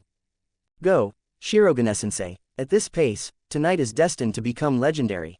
I'm kinda nervous though. Romance manga usually end right after a confession. This manga confessed in chapter 8. So what now? What's there to be afraid of? Great romance doesn't need to be long. A tight, clean ending is 1,000 times better than those dragged-out series that lose all their charm. Supporting Shirogane-sensei forever. She's my lifetime Oshi. My guess, something happened between Toru and Hino, some kind of misunderstanding. Izumi hid the real diary to protect her. Then once the misunderstanding clears, they get back together normally. Misunderstanding? Like what? Probably a classic one. Hino sees some girls around Toru, thinks he's involved with them. Romance manga always use the third-party misunderstanding trick when the relationship plateaus. That would be way too cliché. Please, Shirogane-sensei, if you're reading this forum, don't do that. Everyone, are you seriously ignoring the other possibility? What possibility? It's simple. What if Toru and Hino had pure love from beginning to end, no misunderstandings, no drama, just true love? But, remember 5 centimeters per second. Takaki and Akari loved each other deeply too. Yet they still couldn't stay together. Don't say it. No, seriously. There are hundreds of ways for 2 people who truly love each other to end up apart. Shirogane-sensei already gave us one answer in 5 centimeters per second. Will she give us a second answer now? You're scaring me. No way, right? This manga isn't going to end like 5 centimeters per second, right? Rei stared at the heated discussions exploding across the Ametsuka's weekly forum, emotions twisted into a knot. He felt happiness, of course. Toru x Hino had become one of the most beloved romance series in the journal, with an explosive following across the country. But beneath the joy was something else, a deep, quiet ache of guilt. Because next week, he was going to break all of their hearts. And that thought hurt him more than he expected. He had considered changing the ending. He truly had. But, some stories are built around a single irreplaceable ending. You can list 100 reasons why that ending is painful or wrong, but when you attempt to write a better one, nothing fits. The ending is where the soul of the story sits. Change it carelessly, and you get a disaster, the kind of embarrassment fans roast for decades, the kind of revision that becomes a meme, the kind of joke people call the 2.5 Gojo incident, all over again. Thinking this, Rei turned off his computer and phone, switched off the lights, and went to sleep. 23 comments 0 vote. Income in episode 8. Early that Saturday morning, Rei was already awake. Not because he was a morning person, but because today was important. The 5 cm per second tankobon had been on sale for over 2 months now, and total sales had officially crossed 850,000 copies. In his past life, 850k per volume would have launched a manga artist straight into the top tier. But in Japan's much larger market in this world, where everything is 10 times bigger, this only placed him at the lower end of second tier or the upper end of third tier. Which sounded modest, but the earnings were absolutely not. Just the royalties from 5 cm per second had deposited over 5 million yen into his account after tax. And when he added his manuscript fees for 5 cm and tonight, even if this love vanishes from the world, a 16-year-old high schooler now had a net worth over 6 million yen. A shame 5 cm was a single volume story. Had it been longer, the income would have exploded. But Rei was already satisfied. In just 2 more weeks, Tonight would release its first volume. And 2 months after that, when royalties were paid, his net worth might double or even triple. Being a mangaka in this Japan, it really is profitable. Rei ran mental numbers out of habit, quickly piecing together how this world's manga ecosystem worked. Third-tier manga artists easily earn tens of millions of yen a year. Second-tier earned hundreds of millions. Top-tier earned billions annually. And that was only from tankobon sales. Anime, movies, and merchandise royalties were an additional mountain of income. Meanwhile, the average citizen earned 300,000 yen minus 5,000 a month, with a relatively low cost of living. That difference was enormous. Shame both works I recalled so far are short. Just give me a series with 6 or 7 volumes, that's enough to print money. Rei's fingers twitched as he unconsciously began calculating projections like a businessman rather than an artist. To him, manga wasn't just passion, it was strategy. He understood perfectly. Story is the soul. Art and polish are the flesh and bones. But however brilliant a story was, global influence required a final ingredient: money. If Dragon Ball had been created in a poor, undeveloped country, it never would have become a world-dominating IP. Without big studios, big marketing, big investment, not even a masterpiece could spread. For Rei, being a manga artist was just the opening move. His endgame: to become a giant, investor, producer, and power broker in Japan's anime industry. To remake the masterpieces that were butchered in his previous world by bad anime or live-action adaptations, and give every great story the adaptation it deserved. If he earned enough money, he already knew the answer. Tonight, 5 centimeters, and all the slice-of-life romances from his past life had potential. But because Rei was still a new face in Ametsukage Weekly, no investor would dare approach his publisher to buy adaptation rights. He didn't need them anyway. If he became wealthy enough, he could invest in himself. And for the stories in his memory that weren't suitable for manga, he would simply create them as films or novels. Once someone starts dreaming with desire, the ideas never stop. Rei was so absorbed in his plans that before he knew it, it was already 11 a.m. And right on cue, Masaki called. The popularity data for Ametsukage Weekly had arrived. Rei, Chapter 7 of Tonight ranked 3rd this week. 253 votes. You surpassed Headless Ghost. Her voice trembled from excitement. Breaking into the top 3 of Ametsukage Weekly meant Rei now had the qualifications to submit future works to Dream Comics, the highest-tier magazine under Hoshimori Publishing. Although Hoshimori Group has never stated that Dream Comic only accepts submissions from experienced, successful manga artists, theoretically, as long as you are a normal human, you can submit. But of course, any new manga artist who actually believed anyone could serialize in Dream Comics would be an idiot. It was like college entrance exams in Rei's previous life. Sure, theoretically anyone who reached the minimum score could apply to top universities, but if you only barely scraped past the line and submitted those choices, people would laugh you out of the room. Likewise, Dream Comics was not somewhere a barely qualified newcomer could simply apply to. Rei's manga first needed to stabilize in Ametsukage Weekly's top 3, not just spike for one miraculous week. A one-week wonder was meaningless. And when Misaki thought about this, she couldn't help recalling Chapter 8, which would be serialized next week. She exhaled quietly. She loved Rei's manga deeply, especially the ending, which was both agonizing and beautiful. But would readers accept that ending? Only the market could answer that.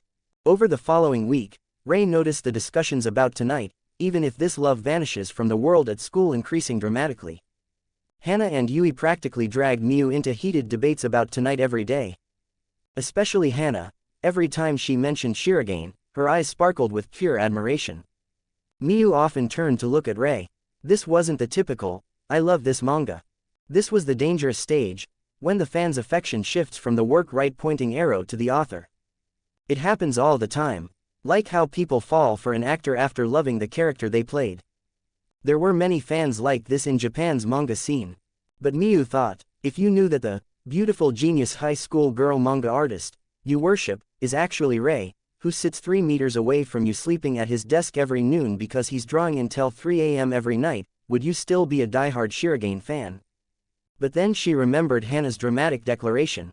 Even if Shirogane-sensei turns out to be a balding old man, I'll still love his manga. Miu's expression wobbled, and then another thought hit her. If Rei really got nominated for the New Artist Award, and he actually got top 3, he would have to appear on live national TV. Once he walked on stage, Shirogane's identity would be exposed instantly. And Hana would absolutely be glued to her TV during the broadcast. Miu suddenly pictured it, Hana staring at the TV, excited, then Rei calmly walking onto the award stage, Hana's soul leaving her body. Miu burst out laughing. Hana blinked. Miu, what are you laughing at? Me. I'm just thinking about what sweet development Shirogane-sensei will give us in Chapter 8. Miu grinned. Another Friday arrived. After a week of hype and media recommendations, tonight's momentum had grown even stronger. Being ranked top 3 in the magazine was on a completely different level compared to top 5. This week's Ametsukage weekly cover reflected it. The male lead, Toru Kamiya, was placed prominently at the left side C position, a placement reserved for the hottest titles.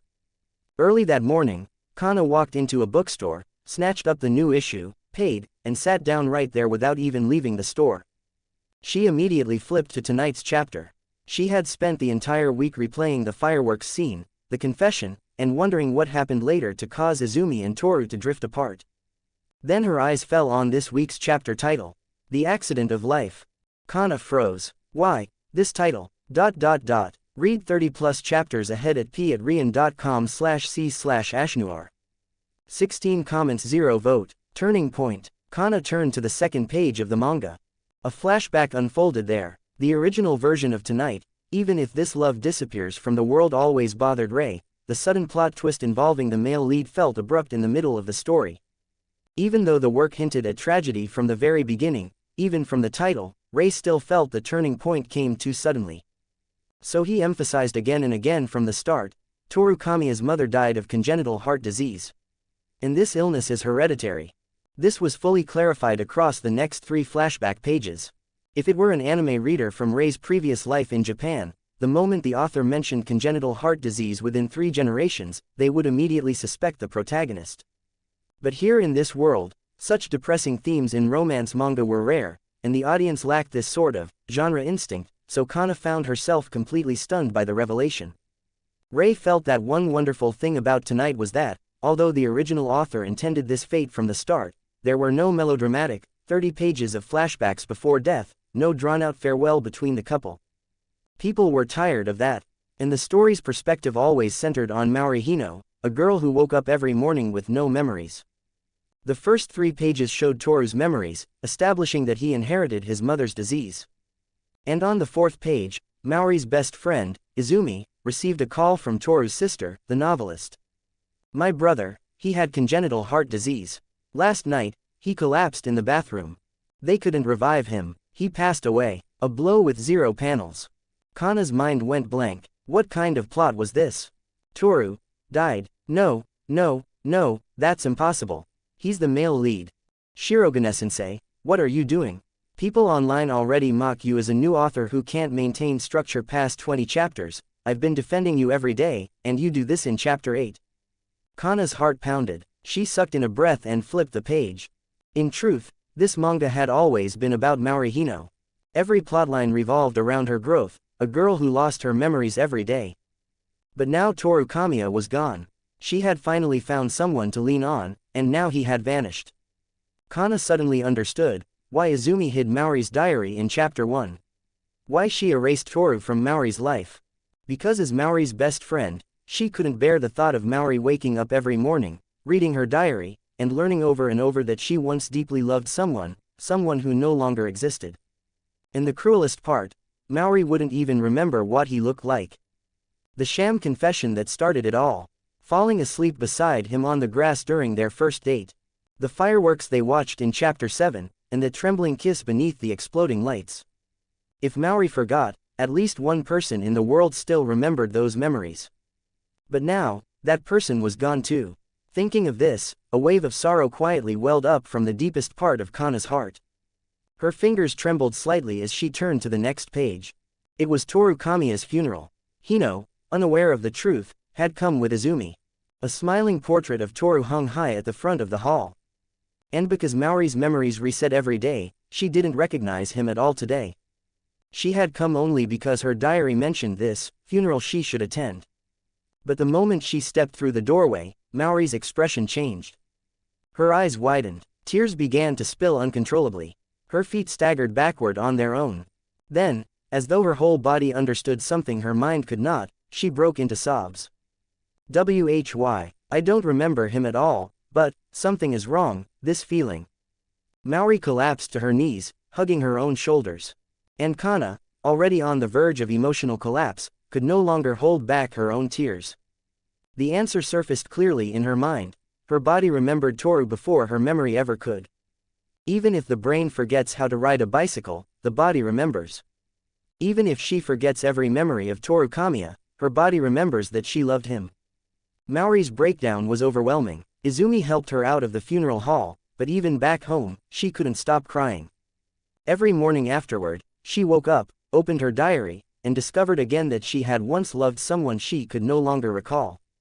And every morning, her heart shattered all over again. Under such unbearable circumstances, Izumi Yu sought help from Toru's sister, the novelist Tamaki. A flashback appeared. Before his death, Toru had already foreseen this possibility. He knew he carried the same ticking time bomb that had taken his mother.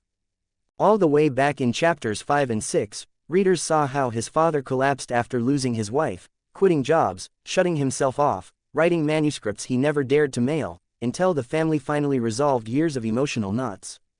With that precedent, of course Toru worried about what would happen to Maori if he died. And so, while still alive, Toru left behind his last request. As long as I don't appear in her diary, then, to her, I never existed. If that time truly comes, please erase me from Maori's life. Chapter 8 End. Seeing those 3 cold words, Kana felt her whole heart go numb. Toru, you thought of everything. You protected everyone, so why couldn't you beat your own heart? Kana slowly withdrew from the story's grip. There was no doubt anymore, this wasn't some twist Shirogane created out of nowhere. It had been foreshadowed from Chapter 1 that Toru was already gone. But who would ever guess the male lead of a romance manga would die? Who would even consider such a possibility? And she couldn't help but think, Shirogane was the god of this world. Whether Toru lived or died, was entirely in Shirogane's hands. Kana admitted the story was beautiful and heartbreaking. But still, she couldn't stop feeling that Shirogane was the culprit behind all this suffering. Fueled by a mix of grief and anger, Kana grabbed her phone. She opened the Ametsukage Weekly official forum, and froze. The entire front page was flooded with condemnation. Post after post attacking Shirogane, far harsher than Kana had even imagined. 32 comments 0 vote. Insults and achievements. What genius manga artist. This is how a genius makes manga. Why did it have to be this sad? Wouldn't it have been better to let the story stay gentle and peaceful?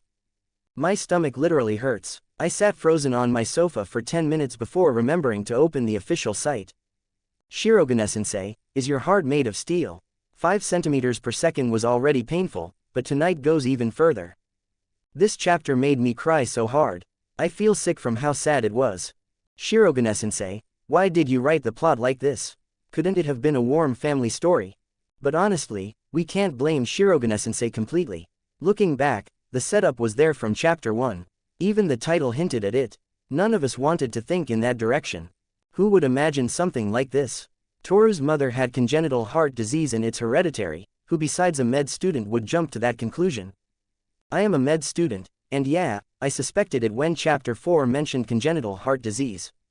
But since Shirogane-sensei is a high schooler, I assumed she wouldn't use a setup this complicated, so I kept quiet. Turns out she really planned it. It's killing me. I can't even eat right now. Is there any chance of a twist later?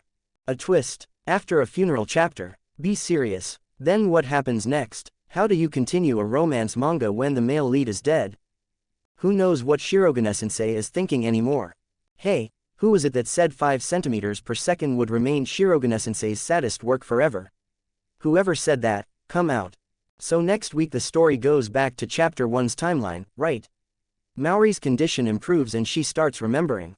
Is the rest of the manga going to be about Maori slowly regaining memories of Toru?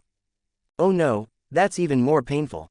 Since the journal was released early this morning, the number of reader discussion posts about tonight on the official forum was significantly higher than for other manga. Masaki kept scrolling through the forum. The thread count discussing tonight was several times higher than any other series in the issue. But as she scrolled, none, dozens of posts, and not a single complaint aimed at the story, the pacing, Maori Hino, Toru Kamiya, or the manga's structure. Every bit of anger was directed only at the author, Shirogane. Readers said the plot was sad, painful, heartbreaking. But not that the manga was bad, which meant, readers accepted the story. They were grieving, but they weren't rejecting the work. Masaki's tension slowly faded. This was good, very good. Toru's death had been foreshadowed everywhere. Chapter 1's disappearance, hereditary illness, his mother's identical fate, his pre-recorded message. Readers weren't angry because the plot was unreasonable, they were angry because it hurt them. The best kind of anger a romance manga can generate. All resentment landed on Shirogane, not the manga. Which meant, no popularity collapse. In fact, emotional shock often increased reader votes. That afternoon, after Rei returned from school, he refreshed the Ametsuki's weekly forum. Criticism of Shirogane-sensei filled the site from top to bottom. He smiled faintly. He had expected this. Even in his previous life, when he read the original version of Tonight, even if the world disappears tomorrow, the author had been cursed online for this. But what happened after the storm of criticism? People still loved the work. There are countless fans who curse General Yorobuchi, yet who would ever hate Madoka Magica or Fate Zero just because the writer is cruel?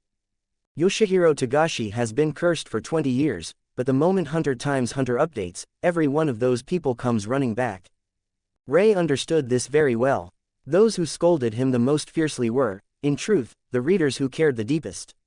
Their anger meant they were emotionally invested. That was why Masaki feared a potential collapse in popularity after Chapter 8 of Even If This Love Disappears Tonight, while Rei remained completely calm. Creating a controversial romance twist is always a gamble. A tightrope, with the abyss beneath. But Rei wasn't gambling blindly. He already knew that in his previous world, this story had been accepted by audiences. He had big data validation from another lifetime backing him up. This was why Rei, a 16-year-old newcomer, could remain calmer than Masaki, a veteran editor. And the results proved him right. The new poll results of Even If This Love Disappears Tonight came out. And the number was even higher than last week's 9,000. 10,368 votes. Still in third place, but only 700 votes behind Youth Rhythm, 11,025 votes. About 2,200 votes behind Labyrinth Detective Agency, the number 1 series, 12,652 votes. It became the third series in Ametsuki's Weekly to break 10,000 votes this year. Once these results were posted internally, the entire editorial floor of Hoshimori Publishing Group was stirred. Not because the result itself was world-shattering, but because of the author. Most readers didn't know who Shirogane was. But everyone in the editorial department did. Rei Kirishima, age 16, second-year high school student. A true, wild, newcomer, not scouted, not trained, who had never even entered a rookie contest. And his manga had held a top 3 position for 2 straight weeks. The editors suddenly started to whisper, "Isn't this insane for someone his age? Give him time, and he might surpass other young stars. Hoshimori hasn't produced a major young manga star in years, Abe, this is it. Indeed, Hoshimori Publishing had not developed a breakout young talent in a long time. The industry had mocked them for years, calling them a company living off its aging legends. But now, with Rei's results, that might change. That afternoon, Han Esumi, the editor-in-chief of Hoshimori's manga division, the same man who worked with Masaki's late mother for 12 years, called Masaki directly. He skipped all pleasantries. His deep, steady voice came through the line. Masaki, this Manga Artist Publishing is, Shirogane, what is his situation? 27 comments 0 vote. Inquiry and invitation. The editorial division of Hoshimori Publishing Group was structured with 1 editor-in-chief and 6 division directors. Each director oversaw a specific magazine line. The editor-in-chief, Han Esumi, was not only the highest authority managing the entire editorial department, he was also the editor-in-chief of Dream Comic, the company's flagship magazine with a terrifying weekly circulation of 16 million. His job was to track the performance of Dream Comics serializations, but also to monitor promising rising works in the company's second and third-tier magazines. Because in truth, every standout talent in those lower-tier magazines was a potential future author of Dream Comic. Months ago, when Rei submitted Even If This Love Disappears Tonight to both Mirage Comics and Ametsukage Weekly, Mirage's director had rejected it outright. But the director of Ametsukage Weekly recognized its potential immediately and accepted it.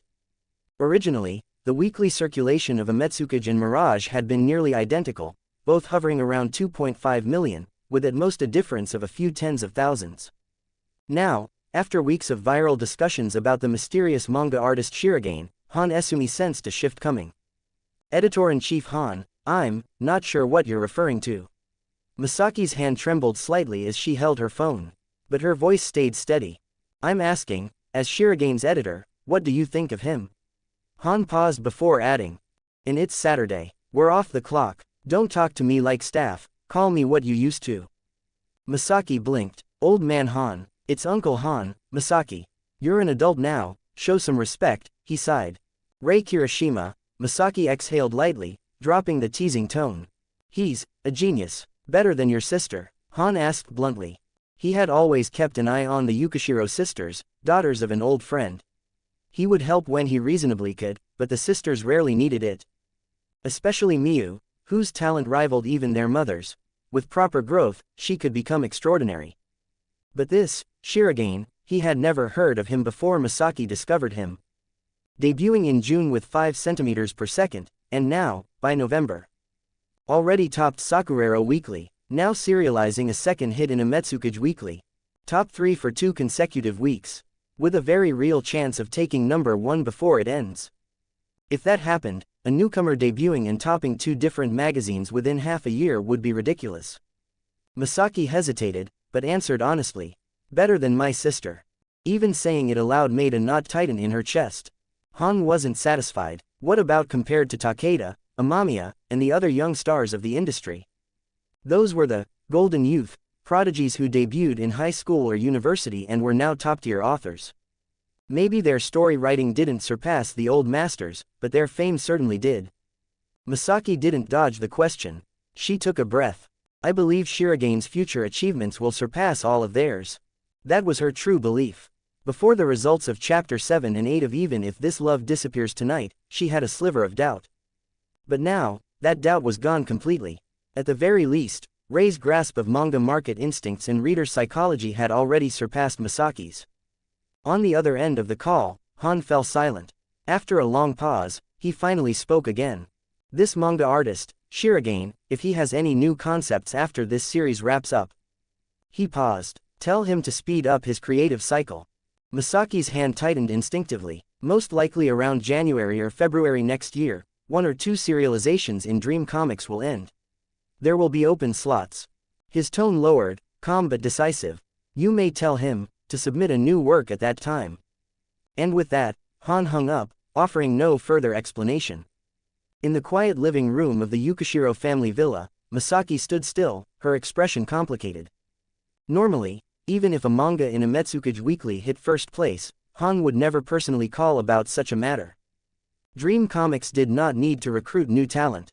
Its open slots were coveted by elite manga artists across Japan. But Rei was only 16. A true discovered prodigy. And his achievements already matched the exact profile the Hoshimori group had been longing to cultivate. Sis. Miyu emerged from the corner of the room, her expression tangled with amazement and resignation. The villa was quiet enough that she had heard everything. Rei is incredible, she exhaled. He's about to serialize in Dream Comics. Mom only entered Dream 4 years after debuting. It's not guaranteed yet, Masaki reminded her. He still has to pass the serialization council. And even if he submits, approval isn't certain. But Miyu shook her head softly. I just have this feeling. As long as he gets into the room, any work he submits will pass. She let out a helpless, slightly bitter laugh. Sis, you're an editor, you don't understand the pressure of being his peer and classmate. Masaki gives a hard truth. Don't keep staring at others, Masaki said. The new manga that failed at the last serialization meeting, you're submitting it again to Ametsukage Weekly this week. Miyu's eyes brightened instantly. Masaki continued. Even if this love disappears tonight is ending soon. Next Monday, Ametsukage will choose its successor. If you want this slot, polish your plot and your art. And if you actually get serialized, be diligent. Don't make me chase you every week. Her voice softened only slightly. Rei, regardless of talent, has never missed a manuscript deadline, not once. Miyu winced. You said before that your new manga would compete with his. But his serialization is finishing, and you still haven't secured a slot. She paused intentionally before adding. And the slot you're aiming for might even be the one freed after he steps down. You need to take this seriously. Miyu explodes. Sis, that's way too harsh. What do you mean, a slot he leaves behind? Like it's some kind of throne. She puffed up defensively. I'm fighting for serialization with my own strength. Seeing her sister's healthy burst of indignation, Masaki allowed herself a small smile. If Miyu still had the energy to complain, then she hadn't lost her spirit. 8 comments 0 vote, all parties, a new work. Rei hung up the phone. The information Masaki had just given him was honestly shocking. Between January and February next year, Dream Comics, the flagship magazine of Hoshimori Publishing, would have open serialization slots, and he, Rei Kirishima, might even qualify to submit. Rei knew exactly how rare this was. For a magazine like Dream Comics, serialization slots almost never open. Any manga that gets in stays as long as the artist can keep it alive. Authors with million-copy volumes earn absurd amounts. Entering one of the top 6 magazines equals financial freedom in Japan's manga world. Rei rubbed his forehead hard. But I haven't remembered a single long work from my past life. This is torture. He sighed. Well, these things can't be forced. Maybe if I sleep on it, something will come back. The weekend ended quickly, and Monday arrived. The moment Rei entered the classroom, he heard Hana and Yui loudly ranting about Shirogane-sensei. Shirogane-sensei is too cruel. Does she even have a heart? I don't dare read chapter 9, she's going to destroy me. Did she get dumped by her boyfriend and decided to take revenge on society? From the side, Miyu couldn't resist teasing them. You two were the ones who swore you'd be Shirigane's fans for life. That didn't last long. We're not hating her, Rina insisted. This is critique. But the manga's fate is sealed. Toru is gone. I just hope Shirogane-sensei handles the aftermath well, and doesn't make it even more painful. Hana sighed, chin on her hand, gaze drifting out the window toward Rei. If she tortures us again, Miyu, Yui, Rei, you and I will all go to Shirigane's account and spray, no, critique her. Miyu could hardly keep from laughing. When the time comes, be sure to call me and Rei. Rei is the best at criticizing Shirogane. Rei shot her a deadpan glare. The results for the Ametsukage Weekly serialization meeting were posted. Miyu's new series won by a razor-thin margin and would begin serialization right after tonight, even if this love disappears from the world ended. That night, Miyu dragged Rei and Masaki out, and the three celebrated in downtown Tokyo. Miyu's 2 manga assistants came as well. When the assistants learned Rei was the Shirogane who had shaken the Hoshimori group, their eyes almost fell out. You're that Shirogane-sensei. You're in the same class as Miyuchin. What, is this school cursed with geniuses? We've drawn manga for 10 years and still can't get serialized, but this one middle school has 2 monster-level prodigies. Teacher Shirogane, living in Tokyo is brutal. If you ever need assistance, please remember us. After the party ended, they exchanged contacts with Rei. Miyu immediately grew anxious. Don't you dare steal my assistants. I barely meet deadlines as it is. If they go to your side, I'll never forgive you. Rei laughed. I wouldn't do that. Anyway, a weekly manga. I can handle it alone. If school didn't eat up half my time, I could update 2 chapters a week. Masaki. Miyu, is that something a human says? On Thursday, articles about Shirogane, the high school prodigy, began appearing all over the internet. Manga critics, industry veterans, major news outlets. Even people who had never noticed Rei before were suddenly analyzing tonight, even if this love disappears from the world. Rei froze. Media had reported on him before, but never at this scale. Is this the work of Hoshimori Publishing? And indeed, inside the publishing headquarters, the editorial staff immediately understood what was happening. Although most of Hoshimori Publishing Group's promotional resources were normally reserved for hit series running in Dream Comics, the company would occasionally support promising talent in the Secondtier magazines. But tonight, even if This Love Disappears from the World was a short manga, its commercial potential was limited, not enough to justify this level of attention. However, its author, Shirogane, was different. The editorial department clearly had its eyes on her. Meanwhile, Shido, editor-in-chief of Mirage Weekly, who had rejected tonight during the submission stage, was suffering. Especially when he saw Director K from the same department smiling faintly at him as she left work, as if mocking him, his blood pressure shot up.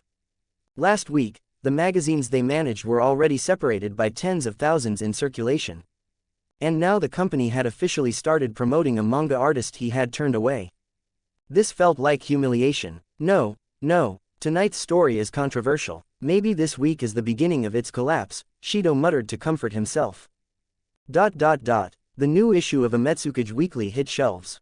In this week's chapter of Tonight continued the flashback from the previous chapter, told entirely from Izumi's perspective. With the help of Hino's parents, Izumi sneaked into Hino's room in the dead of night. Together, they secretly took her diary, scanned it, typed it into a digital format, and then erased every trace of Toru. Every date, every shared moment, the fireworks scene. Every smile, every memory, all replaced with stories of Hino spending time with her friend, Izumi. Panels showed Toru's silhouette dissolving into fragments with each deletion. And when she finished rewriting the diary, Toru disappeared completely from Hino's life. Only Izumi was left crying silently in the dark, clutching the USB drive. Because from now on, Hino would not remember Kugai. But Izumi would remember everything. Every smile, every kiss, every moment the two lovers shared. Hino forgot, but Izumi could never forget. After Toru's death, time moved forward. We return to the present, the timeline from Chapter 1. Hino, having forgotten Toru entirely, found a dusty sketchbook in a cabinet gap. It was a portrait she once drew of Toru. She stared at the face of the stranger and asked Izumi who he was. Izumi lied, a model you once sketched at school. But one afternoon, when Izumi opened Hino's bedroom door, she froze. Hino was hunched over her desk, drawing silently. Drawing him, portraits of the same young man filled the room, dozens, hundreds. All Toru. The final page of Chapter 9 showed this haunting scene. No text, just the image. Yet every reader understood. This was muscle memory. Toru had once told her, if normal knowledge won't stick, then learn a skill the body won't forget. Her mind had lost him, but her hands hadn't. She didn't know why she kept drawing him. She didn't recognize his face. But she couldn't stop. Hino looked up at Izumi with a small, gentle smile. Izumi, wait just a minute, I don't know why, but I keep drawing this person. I'm almost done. That final panel, Hino smiling with calm innocence, surrounded by hundreds of portraits of the boy her brain forgot but her heart remembered, stabbed straight through the hearts of millions of readers. 29 comments 0 vote. Single volume release. Hino's soft, smiling sketch on the final page became the last image readers saw that week. She didn't know why she drew him. She only knew she had to. The drawing technique she had trained, because of Toru's encouragement, let her hands recreate the boy she had forgotten. Her mind erased him, but her body remembered him perfectly. Instinct turned into portraits. Tonight had moved slowly from the very beginning. But that slow pace stored emotion like pressure in a valve. Chapter 9 was when everything finally burst. After Chapter 8, readers were full of regrets and fury toward Shirogane's cruel setup. Why congenital heart disease? Why couldn't Toru just live? But after chapter 9, readers weren't angry anymore, they were just crying. A heavy, aching sadness lingered in their chests. Even breathing felt difficult. Shirogane-sensei, how could she do this? I was supposed to go out tonight, I cried my makeup off. My heart feels numb after reading it. I thought last chapter was the peak of suffering, but this one hurts even more. How did Hino even remember Toru's face enough to draw him? It was in chapter 1. She found his old sketchbook wedged in a cabinet crack. If Izumi hadn't returned her real diary, she would have never rediscovered him. And after seeing that sketchbook, she just couldn't stop. Exactly. Her body remembered him, only her memory didn't. Toru didn't disappear from her life, he just lived somewhere deeper. I'm fine, really, just that the last page of chapter 9 made me freeze. My older brother, a full-grown guy, read it with red eyes. I laughed at him for like half a day. Shirogane, please stop torturing us. Did you see the announcement? Tonight ends in 2 weeks. 2 weeks. The male lead is dead. Of course it's ending. This manga is practically Hino's coming-of-age story now. But still, I can't accept it. Can Shirogane just resurrect Toru next week? Resurrect? What is this, Shonen Jump? I don't care, just bring him back. Another week of suffering, and I still have to vote for tonight. God, I'm such a masochist. Same, I hate Shirogane, but I love Toru and Izumi too much. Ametsukage Weekly should open a poll for most hated author. Shirogane would win in 1 second. No competition. The volume release is in 2 days, sigh. I hope Shirogane adds extra content. At least show Toru's thoughts before he died. Something. Anything. You demon, I don't want to cry all over again. I will cry all over again. That's the problem. By noon, the Tonight discussions dominated the entire Ametsukage forum. Fans of other series just stared in disbelief. What is wrong with these people? They insult the author, they cry, they still vote for the series. Are they schizophrenic? The chaos lasted until late night. Then Saturday finally arrived. Rei woke up early, unable to sleep, and went straight into morning exercise. Meanwhile, Masaki and Miu were already up before 7. Both in pajamas, both standing in the living room, both equally awkward. Although the two sisters didn't speak, both clearly knew they were thinking about one thing, the new ranking of Tonight. Masaki, of course, had to care as the editor. And Miu, while she wanted Rei to lose to her, she absolutely refused to let him lose to anyone else. If possible, she wanted him to dominate Ametsukage Weekly. Masaki also understood something else. Editor-in-Chief Han had told her Rei could submit to Dream Comic next year, but being allowed to submit and actually passing the serialization meeting were two entirely different things. A manga artist's odds shoot up when their previous work performed extremely well. If Tonight could land second place, or even first, before ending, Rei's competitors wouldn't be able to rely on reputation or seniority to push him out in the serialization meeting. 9 o'clock arrived, and so did their breakfast delivery. While eating, Masaki's phone buzzed with a new email. Seeing Masaki scrolling silently, Miu felt her heart tighten in her chest. Did the stats come out? She asked, cautious. Masaki stared at her screen for a moment, then finally said. It rose to second place. Youth Rhythm got 10,689 votes, and Tonight got 12,856. What about first place? How many did Labyrinth Detective Agency get? 12,908. Masaki sighed softly. So close, only 52 votes short. Miu instantly understood why her sister had been silent. If they'd been far from first, Masaki wouldn't have reacted. But losing by a tiny margin like this, that was enough to make anyone grind their teeth. I should have bought 53 extra copies myself and voted for Rei, Miu muttered in frustration. You're a professional manga artist, Masaki scolded. Don't even think that way. Besides, the company checks multiple data points. If you tried something shady, it could actually harm Rei. If you win cleanly. If you lose cleanly. And Rei still has 2 more weeks left to fight. But halfway through her lecture, Masaki suddenly noticed Miu's fingers tapping rapidly. What are you doing? She asked. Messaging Rei, Miu said without shame. If we're depressed, the main culprit should be too. Across town, Rei received Miu's angry message, stared at it for a second, and then smiled. He replied with just one line. Next week, I will win. Rei didn't linger on the ranking. After texting Miu, He logged into his author account and posted the same message on his socials.